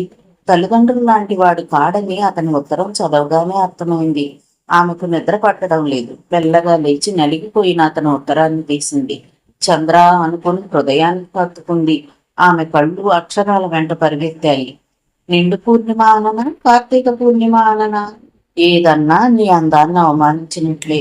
ఆ రోజు ఎయిర్పోర్ట్ లో తల వంచుకుని సిగ్గుగా దొంగ చూపులు చూస్తుంటే ఏమనిపించిందో తెలుసా? ఒక్కసారి నేను ఎత్తుకుని ఆకాశంలోకి ఎగిరిపోవాలని బలవంతంగా నిద్రగించుకున్నాను. కొందరు స్నేహితులు ఆట పట్టించారు. ఎంగేజ్మెంట్ చేసుకుని ఆ అమ్మాయిని కలల్లో తేలిపోమ్మన్నావా అని. కలల్లో తేలిపోతున్నావో లేదో గాని నేను మాత్రం రోజు కలలు కంటూనే ఉంటున్నాను. కాఫీ తీసుకోండి, చల్లారిపోతుంది అని ఓసారి వస్తావు. కాఫీతో పాటు తీపి తీపి కొంటే అనుకుంటున్నావా?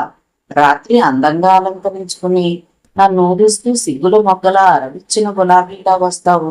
అప్పుడు నేనేం చేస్తానో తెలుసా? ఆమె ఉత్తరం చదవటం, ఆ మధురమైన కోర్కెలతో మత్తెక్కిన శరీర భారాన్ని అటు ఇటు దొర్లించి నవ్వుతుంది. ఆ ఉత్తరాన్ని గట్టిగా హృదయానికి హత్తుకుంది. త్వరగా రా చంద్ర, అమ్మా నాన్న అందరూ నీ ఆప్యాయ అనురాగాలలో దొరకాలి నాకు అనుకుంది. ఆఖరు వాక్యం చదివింది. నా ఈ ఉన్నతికి కారకుడైన మీ నాన్నని ఎన్నటికీ మరువలేను. అన్నం డబ్బులు అడిగి తీసుకున్న మగాయినా నువ్వు విసుక్కుంటున్నావు కదా పూర్ణి. మధ్య తరగతి కుటుంబాలలో కొన్ని విషయాలలో రాజీ తప్పదు. నన్ను అర్థం చేస్తూ నేను సంపాదించగానే నీ డబ్బు బ్యాంకులో వేసేస్తాలేబోయి. చంద్ర, నాది నీది అని భేదం వద్దు అనుకుంది. మరొకసారి వెళ్ళి అతని ఇంట్లో అడ్రస్ కోసం ప్రయత్నం చేస్తే ఇస్తారన్న నమ్మకం మాత్రం లేదు. ఆమె ఊహలలో ఉయ్యలను ఊటి ఉండగానే పాలవాడి కేక వినిపించింది. సుశీలమ్మ అపరపాళిగా నిలబడింది భర్త ముందు. జగన్నాథం నిర్లక్ష్యంగా నవ్వాడు. మీ అన్న తేటయింది రావు. ఆ లక్ష్వాదమే అంతా. 3 నాళ్ళు బాగుంటే 4 నాళ్ళు మంచాన పడతారు అన్నాడు. ఆయనకు రోగమే, అది ముంచుకొచ్చి ఆసుపత్రిలో చేపిస్తే నాకు చెప్పాల్సిన అవసరం లేదా అంది తీక్షణంగా. ఇప్పుడు ఏటయిందే, పానం పోయిందా? సుశీల సుశీల అంటూ పలవరించాడట అని కళ్ళొత్తుకుని. కాసంత కాఫీకి ఆలస్యం అయితే నేను సుశీల సుశీల అంటూ పిలుస్తానే. పిలిస్తే ప్రేమ ఒలికి వరదలైందా? ఆ ముసలాడంటే మంటే నాకు అన్నాడు. సుశీలమ్మకు లాగి లెంపకాయ కొడదామనిపించి. తన అన్న కంటే పెద్దోడే అయి ఉంటాడు. తననే 2వ పెళ్లి వాడికి ఇచ్చారు. మాట్లాడక వంటింట్లోకి వెళ్ళింది. చెట్టును కాసిన పొట్లకాయలు 2 కోసుకొచ్చింది. 2 కాయలు ఎందుకే, 1 అని 2వ కాయ పట్టుకుని బయటికి వెళ్ళాడు. అప్పుడే గీత మదన్ మేడ దిగి వచ్చారు. మదన్ ఎలాంటి వాడో ఇంతవరకు అంచనా వేయలేకపోతోంది సుశీలమ్మ. అతనికి పలహారం కాఫీ ఇచ్చింది.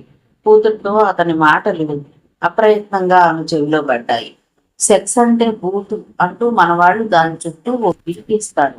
అందంగా గడపాల్సిన తొలి రాత్రి బుట్టెడు భూమి పెట్టెడు నగలతో ఊపిరాడని గదుల్లో బంధిస్తారు.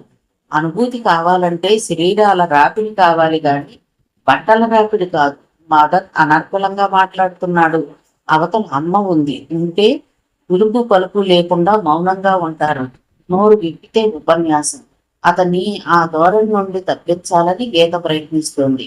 కాదు గీత, కొన్ని జీవిత సత్యాలను తెలుసుకోవాలి. అసలు సెక్స్ అంటే కాసేపు ఆ మాట పెట్టండి, బయటికి ఎటన్నా వెళ్దామా అంది. ఓ ఎస్, నీతో తిరగటం కన్నా నాకేం పనులున్నాయి అన్నాడు. ఆమెకు అతనంటే అందుకే ఇష్టం. ఆమె అన్న మాటలు దేన్ని కాదనదు. గీత, సుశీలమ్మ కోపంగా వచ్చింది. ఆమె కూరం తరుగుతుందేమో, చేతిలో చిన్న కత్తి ఉంది. అమ్మో, పొడుస్తావా? భయం నటించింది గీత. మిమ్మల్ని ఎందుకు పొడుస్తానే? అలాంటి అవసరం వస్తే నన్ను నేను పొడుచుకుంటాను. మామయ్య దగ్గర ఊరంతా ఉండి గూడిగలు చేస్తుంటే ఆయన వారం పోయి చూడాలన్నా కష్టంగా ఉందా అంది కినుపుగా. మామయ్య ఆసుపత్రిలో ఉన్న సంగతి తెలియదమ్మా, ఇప్పుడే వెళ్తాను అంది జడవిప్పుకుంటూ. నిజంగా విచారించదగిన విషయమే అన్నాడు మదన్. ఇద్దరు తయారై బయలుదేరుతూ ఉండగా పొట్లకాయ అమ్మాయిని డబ్బులు తీసుకొని వచ్చాడు జగన్నాథ్. పిచ్చిది భార్య, ఈ 75 పైసల విలువ ఏది తెలుసు అనుకున్నాడు. ఎక్కడికి మదన్? మీ బావగారు ఎవరికో ఆరోగ్యం బాగాలేదటగా, చూసొద్దామని. అంత మునిగిపోయేదేం లేదు నిర్లక్ష్యంగా అన్నాడు. మీకు అసలు నీతి నియమాలు ఉన్నాయా? ఏం మనుషులండి! ఈ రోజు ఉంటున్న ఇల్లు, తింటున్న తిండి, పడుతున్న బట్ట ఆయనవి. అప్పుడే అక్కడికి వచ్చిన సుశీలం వచ్చింది. ఎందుకే అట్ట గొంతు పారేసుకుంటావు? మొన్న రేత్రి కాడ ఏమైనాదో ఎరికేనా? నంగనాచిలా వచ్చాడే ఆ మొదనష్టపోడు. మన గీత అంటా చూసినంతసేపు ఆడికి వెళ్ళాంగా యాక్షన్ చేయాలనంట అడిగిండే అన్నాడు వెటకారంగా. గీత స్థానంలో నిలబడింది. మదన్ తమాషా చూశాడు. అందుకనే నువ్వు వెళ్ళొద్దు పాప, కొడుకు యాక్షన్ అన్నాడు. తండ్రి పెళ్లి అంటాడు అన్నాడు డబ్బు బీరువాలో దాచి. అనగానే అమ్మాయి ఇష్టం చేసుకుంటుందా? గీత, నీకు దండం పెడతానే తల్లి. అక్కడికి వచ్చిన ప్రతి వారు మీ అమ్మాయి మీ ఆయన రాలేదా అంటుంటే తలెత్తి తిరగలేకపోతున్నానే అంది వృద్ధ కంఠంతో సుశీలమ్మ. ఏమిటండి జగన్నాథం గారు, ఆడవారిని ఏడ్పించడం అన్యాయం. మీరు ఊరుకోండమ్మా, గీతను తీసుకెళ్తాను హామీ ఇచ్చాడు మదన్. జగన్నాథానికి పచ్చి వెలక్కాయ గొంతులో పడ్డట్టయింది. కోటీశ్వరుడి మాటకు ఎదురు చెప్తే ఏం కోపగించుకుంటాడో. అందులో సర్వసంగ పరిత్యాగిలా ఉన్నవాడు సంసారం గురించి ఆలోచిస్తున్నాడు. వేడిగా ఉండగానే ఏనుగుని సాగదీసినట్లు అనువుగా ఉన్నప్పుడే అతన్ని లోపరుచుకోవాలి. నీ మాట కాదనలేను మదన్ బాబు, నా మాట ఒక్కటేనండి అన్నాడు పట్టి పట్టి మర్యాదగా. చెప్పండి, మీరు పెద్దవారు, అన్నిటికన్నా మా క్షేమం కోరేవారు, ఆప్తుడు, మీరేది చెప్పినా శిరోధార్యమే అన్నాడు అతి వినయంగా. ఏటే సుశీలా, కూసింత నీ పని అట్ట పెట్టి వచ్చి బాబు మాట వినవే. అందులో అతను కోటీశ్వరుడు, మనం పైసా పైసాకి గుంజుకుంటున్నాం అన్నాడు గర్వంగా. సుశీలమ్మ ముఖం చిట్లించింది. ఆమెకు చికాకేస్తుంది. తన భర్తను ఎదిరించలేని ఆసక్తిరాలారు. అసలు విషయం చెప్పండి జగన్నాథం గారు. మదన్ బాబు, మేము ఓదార్పు తగిన వాడిని కాదనను, పిల్లనిచ్చే మామను మామయ్య అని బాబు అన్నాడు దేనంగా. ఒకసారి ఫారెన్లో ఉండి వస్తే వరుసని మర్చిపోతామండి. ఎనీహో ఐ విల్ ట్రై అన్నాడు. అద్దది మాట అంటే, మీరు వివాహం చేసుకుని వెళ్ళండి, లేకపోతే మా బావ మాయలు బకీరు ఏడుస్తాడు, మా బాబు కరిగిపోద్ది, బావ విమానం వాడతాను మామయ్య అంటుంది. నాకెట్టం లేదు బాబు అన్నాడు. ఆమె అతన్ని వివాహం చేసుకోవడం ఇష్టమైతే మీరు ఆప్తం బాగా లేదండి అన్నాడు ఇబ్బందిగా ముఖం పెట్టి. దాని ముఖం దానికేం తెలుసు, మీరిద్దరూ ఎంత తొందరగా అయితే అంత తొందరగా పెళ్ళాడాలి అన్నాడు. రిజిస్టర్ మ్యారేజ్ కి సమయం లేదు కదా, నాకు ఈ బంధువులను పిలిచి వాళ్ళు రాబంధువులు తప్పించుకుంటే చూడటం ఇష్టం లేదండి. అబ్బా, లక్ష వరాల మాట అన్నావు. మనిషి అంటే నీలాగా ఉండాలయ్యా, నా ఇష్టి పోసుకుని బతుకు అన్నాడు మెటుకలు వచ్చి.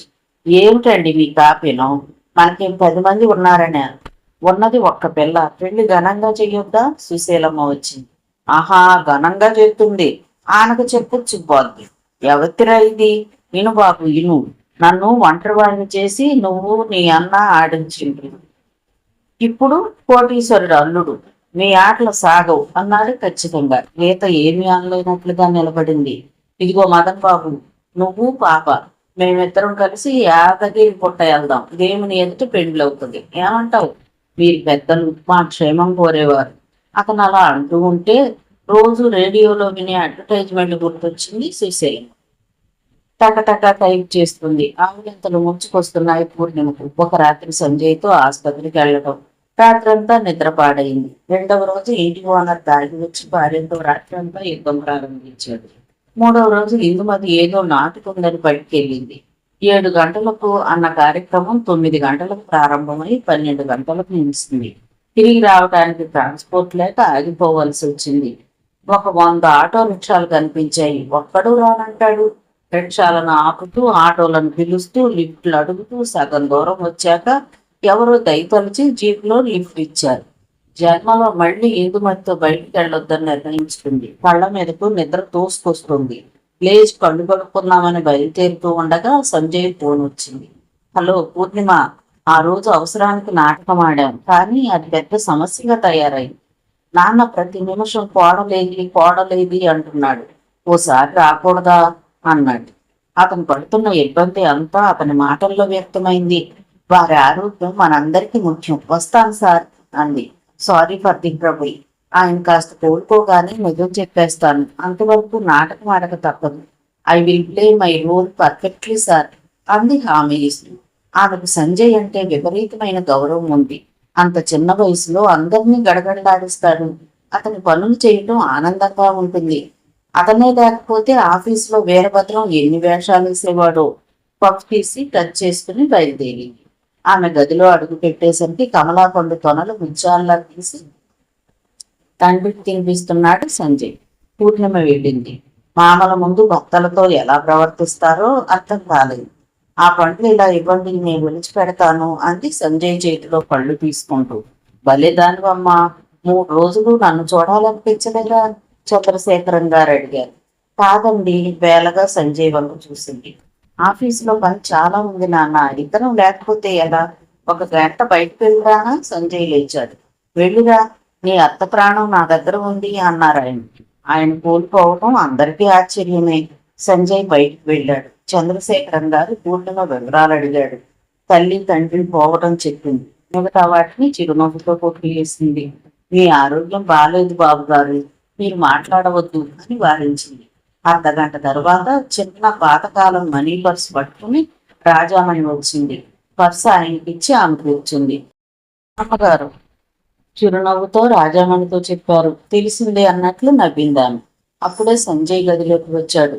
చంద్రశేఖరం పర్సులో నుండి 2 వరుసల బంగారు గొలుసు తీశాడు. సూత్రాలు వేలాడుతున్నాయి. ఇది కోడలు మేడలో వైపు. అన్నీ తొందర నీకు అన్నాడు ఆయన. సంజయ్కి ఏమీ తోచలేదు. ఒక్క నిమిషం ఆలోచించాడు. నాకు ఇవన్నీ నమ్మకాలు లేవని తెలుసు కదా నాన్న అన్నాడు విసుగు నటిస్తూ. నాకిష్టమని నీకు తెలుసు అన్నారు ఆయన తేలిగ్గా నవ్వేస్తూ. ఆలయంలో దైవ సాన్నిధ్యంలో వేశాను అనబోయి ఆగిపోయాడు. ఎన్నోసార్లు దేవుడికి నమస్కరించడం అంటే మీరే నా దేవుడు నాన్న అంటూ నమస్కరించిన ఘట్టాలు గుర్తుకు వచ్చాయి. ఎంత విషమ సమస్య! ఆ రాత్రి గోపీనాథ్ చెప్పిందే గుర్తుంది కానీ ఆ తర్వాత వచ్చే సమస్యల గురించి ఎప్పుడూ ఆలోచించలేదు. నెమ్మదిగా అతని చేతిపై తట్టింది పూర్ణిమ. సంజయ్ చేసిన సహాయమే గుర్తుందాను. చూడండి, ఇదో నటన అనుకుని వేయండి అంది మెల్లగా. సంజయ్ ఆమె వంక ఒక్క క్షణం చూసి తండ్రి చేతిలోని గొలుసు తీసుకుని ఆమె మెడలో వేశాడు. ఇద్దరూ అతని కాళ్లకు నమస్కరించారు. చంద్రశేఖరం పకపకా నవ్వాడు. తండ్రి అలా నవ్వటం చాలా రోజుల తర్వాత చూసిన సంజయ్ సంతోషంగా అతని పక్కన కూర్చున్నాడు. ఒరే నాన్న, పెళ్ళై 3 రోజులు కాలేదు, అప్పుడే ఆ ఆజ్ఞలకు ఎదురు చూస్తున్నావట్రా నవ్వారాయన. పూర్ణిమకు విషయం అర్థమై తెల్లబోయింది. మరుక్షణమే ఆయన అన్న దాంట్లోని మధుర భావన గ్రహించగానే బొగ్గల్లో కెంపులీనాయి. తల వంచుకుంది. మై గాడ్ అనుకున్నాడు సంజయ్. మీరు సిగ్గుపడవలసిన పని లేదు సంజు. కలకాలం ఒకరికి ఒకరు తోడై ఒకరి మాటకు ఒకరు విలువ ఇస్తూ కాపురం చేస్తే కావలసిందేముంది అన్నారు కళ్ళు మూసుకుని. అలా కళ్ళు మూసుకుని అతను సుమతీదేవి ఊహారూపాన్ని దర్శిస్తాడని తెలుసు సంజయ్. సంజయ్ బయటికి రమ్మన్నట్లుగా సైగ చేశాడు పూర్ణిమ. ఎస్ సార్ మెట్ల దగ్గరకు వచ్చాక అడిగింది పూర్ణిమ. మిస్ పూర్ణిమ, ఒక విషయం ఆశ్చర్యంగా ఉంది. ఎవరూ అనుకోని విధంగా నాన్నగారు కోలుకున్నారు. ఈ రోజు ఇంటికి వెళ్ళమంటున్నారు డాక్టర్ అన్నాడు. ఇంకేదో చెప్పలేక మొహమాట పడుతున్నారేమో అనిపించింది ఆమెకు. ఎస్ సార్ అంది వింటున్నట్లు. ఆయన కోడలు ఎందుకు రాదు అంటున్నారు. ఆమెకు కుటుంబ బాధ్యత ఉంది, అది పూర్తయ్యాక వివాహం అనుకుంటే మీకు ముంచుకొచ్చిందని అబద్ధం ఆడాను. ఇప్పుడేం చెయ్యను పూర్ణిమ? అతను తోచక నుదురు రాసుకుంటున్నాడు. మీరే ఆలోచించండి సార్. నో మిస్ పూర్ణిమ, ఒక్క నిజం గ్రహించాను. ఒక అబద్ధం ఆడితే దాన్ని కప్పిపుచ్చుకోవడానికి ఎన్నో అబద్ధాలు ఆడవలసి వస్తుంది. ఇట్ ఈస్ హెల్ అన్నాడు. అతని ముఖం చాలా గంభీరంగా ఉంది. పూర్ణిమకి ఏమీ పాలుపోలేదు. ఇద్దరు మెట్ల దగ్గర నిలబడ్డారు. మిమ్మల్ని చంద్రశేఖరం గారు పిలుస్తున్నారమ్మా, నర్సు కిందకు దిగుతూ చెప్పింది. వెళ్ళి మీరు మాట్లాడుతూ ఉండండి. రాణి అనసూయాదేవి కబురు చేసింది, వెళ్ళొస్తాను అని సంజయ్ వెళ్ళిపోయాడు. పూర్ణిమ మెల్లగా అతని గదిలోకి వెళ్ళింది. రామ్మారా, ఆయన తన మంచం చివర చూపాడు. పూర్ణిమకు కూర్చోక తప్పలేదు. చూడమ్మా, చంద్రశేఖరం గారి కోడలుగా ఆ ఇంటికి వచ్చే ఇల్లాలు ఆయనకి కోడలే కాదు, ఆ ఇంటికి అధికారిని అని కూడా గుర్తుంచుకో అన్నారు ఆయన. తలాడించింది. వాడిని ఈ కష్ట స్థితిలో ఒంటరిగా వదిలేస్తావా? మీ వాళ్లకు డబ్బు పంపితే కాదనే సంకుచితులు ఎవ్వరూ లేరు. నువ్వు ఆఫీస్కు వెళితే నాకు బాధ కలుగుతుంది అన్నాడు. పూర్ణిమ తల ఎత్తి అసహాయంగా చూసింది. సంజు విషయం నాకు తెలుసమ్మా, మిలిటరీ డిసిప్లిన్, వాడికి నచ్చచెప్పే బాధ్యత నాది అన్నారాయన. ఆమె చేతిని హృదయంపై ఉంచుకుని ఒక్కసారిగా తండ్రి గుర్తుకు వచ్చాడు పూర్ణిమకు. ఆమె కళ్ళ నుండి ముత్యాల సరం తెగిపడ్డట్టు నీళ్లు రాలాయి. చిచ్చ ఊరుకోమ్మా, ఇదంతా వాడి ప్రతాపమే. నీవు సంపాదించి వాళ్లకు పంపు అని ఉంటాడు, అవునా అన్నాడు. కాదన్నట్లుగా తలాడించింది. మరెందుకమ్మా ఏడ్చావు? నా కోడలు నవ్వుతూ నవ్విస్తూ ఉండాలి అన్నారాయన. నాన్న గుర్తుకు వచ్చారండి అంది. తుఫాన్లో పోయిన సంగతి క్లుప్తంగా చెప్పింది. ఆయన ఆమె తలను ఒక చేత్తో హృదయానికి ఆనించుకున్నాడు. పూర్ణిమ, మీ తండ్రిని తెచ్చి ఇవ్వలేనేమో గాని మరిపించగలనమ్మా, మళ్ళీ కంట తడి పెట్టొద్దు అన్నాడు. ఆమె అలాగే ఉండిపోయింది. నువ్వు ఇంటికి వస్తేనే వెళతాను, ఆ ఇంట్లో ఒంటరిగా ఉండలేను. ఆమె ఇబ్బందిగా చూసింది. అవునమ్మా, పనివారు నాకు కావలసినవి అందిస్తారు, కానీ ఆత్మీయతను పంచుకోలేరుగా. ఆ లంకంత ఇంటిలో ఒంటరిగా ఉండలేనమ్మా. పసివాడు మారాన్ చేసినట్లుగా చేస్తుంటే పూర్ణిమకి ఏమీ పాలుపోలేదు. ఏ జన్మ పాపమో తల్లి తండ్రి చివరి చూపుకైనా నోచుకోలేదు. తండ్రి లాంటి వ్యక్తి మనసు నొప్పించి తాను సాధించేది ఏముంది? ఆమె ఓ నిర్ణయానికి వచ్చింది. లేదు బాబుగారు, మీతో ఇంటికి వస్తాను అంది. బాబుగారు కాదు, మామయ్య అనమ్మా.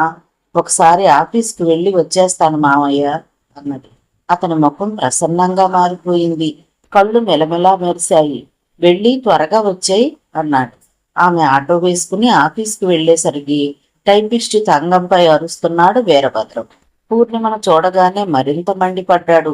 ఓహో, తమరికి ఇప్పుడు తీరిందా? బాగుంది, బుద్ధొచ్చింది.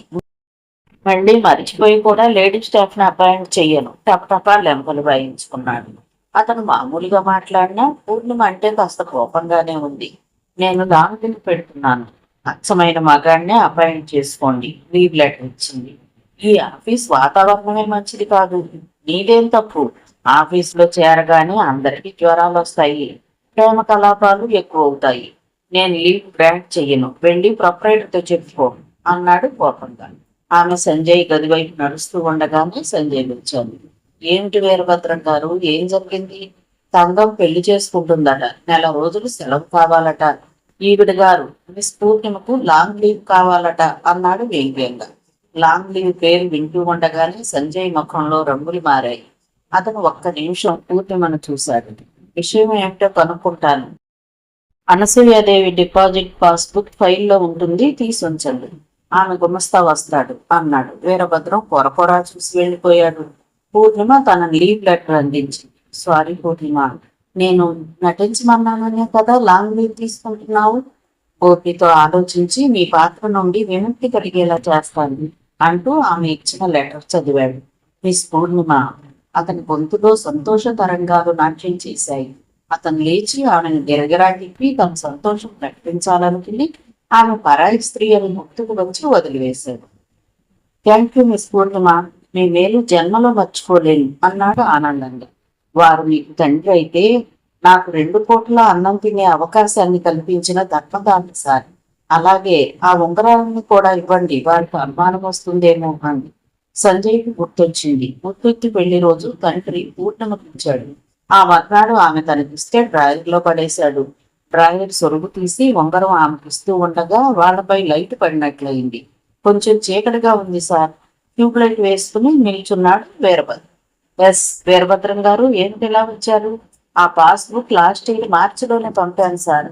ఆమెను ఒకసారి చెక్ చేయమనండి అన్నాడు. అలాగే మిస్ పూర్ణిమ, మీరు వెళ్ళొచ్చు అన్నాడు. ఆమె లేచి వెళ్ళిపోయింది. వీరభద్రానికి నమస్కరించి, లాంగ్ లీవ్ గ్రాంట్ చేశారా సార్?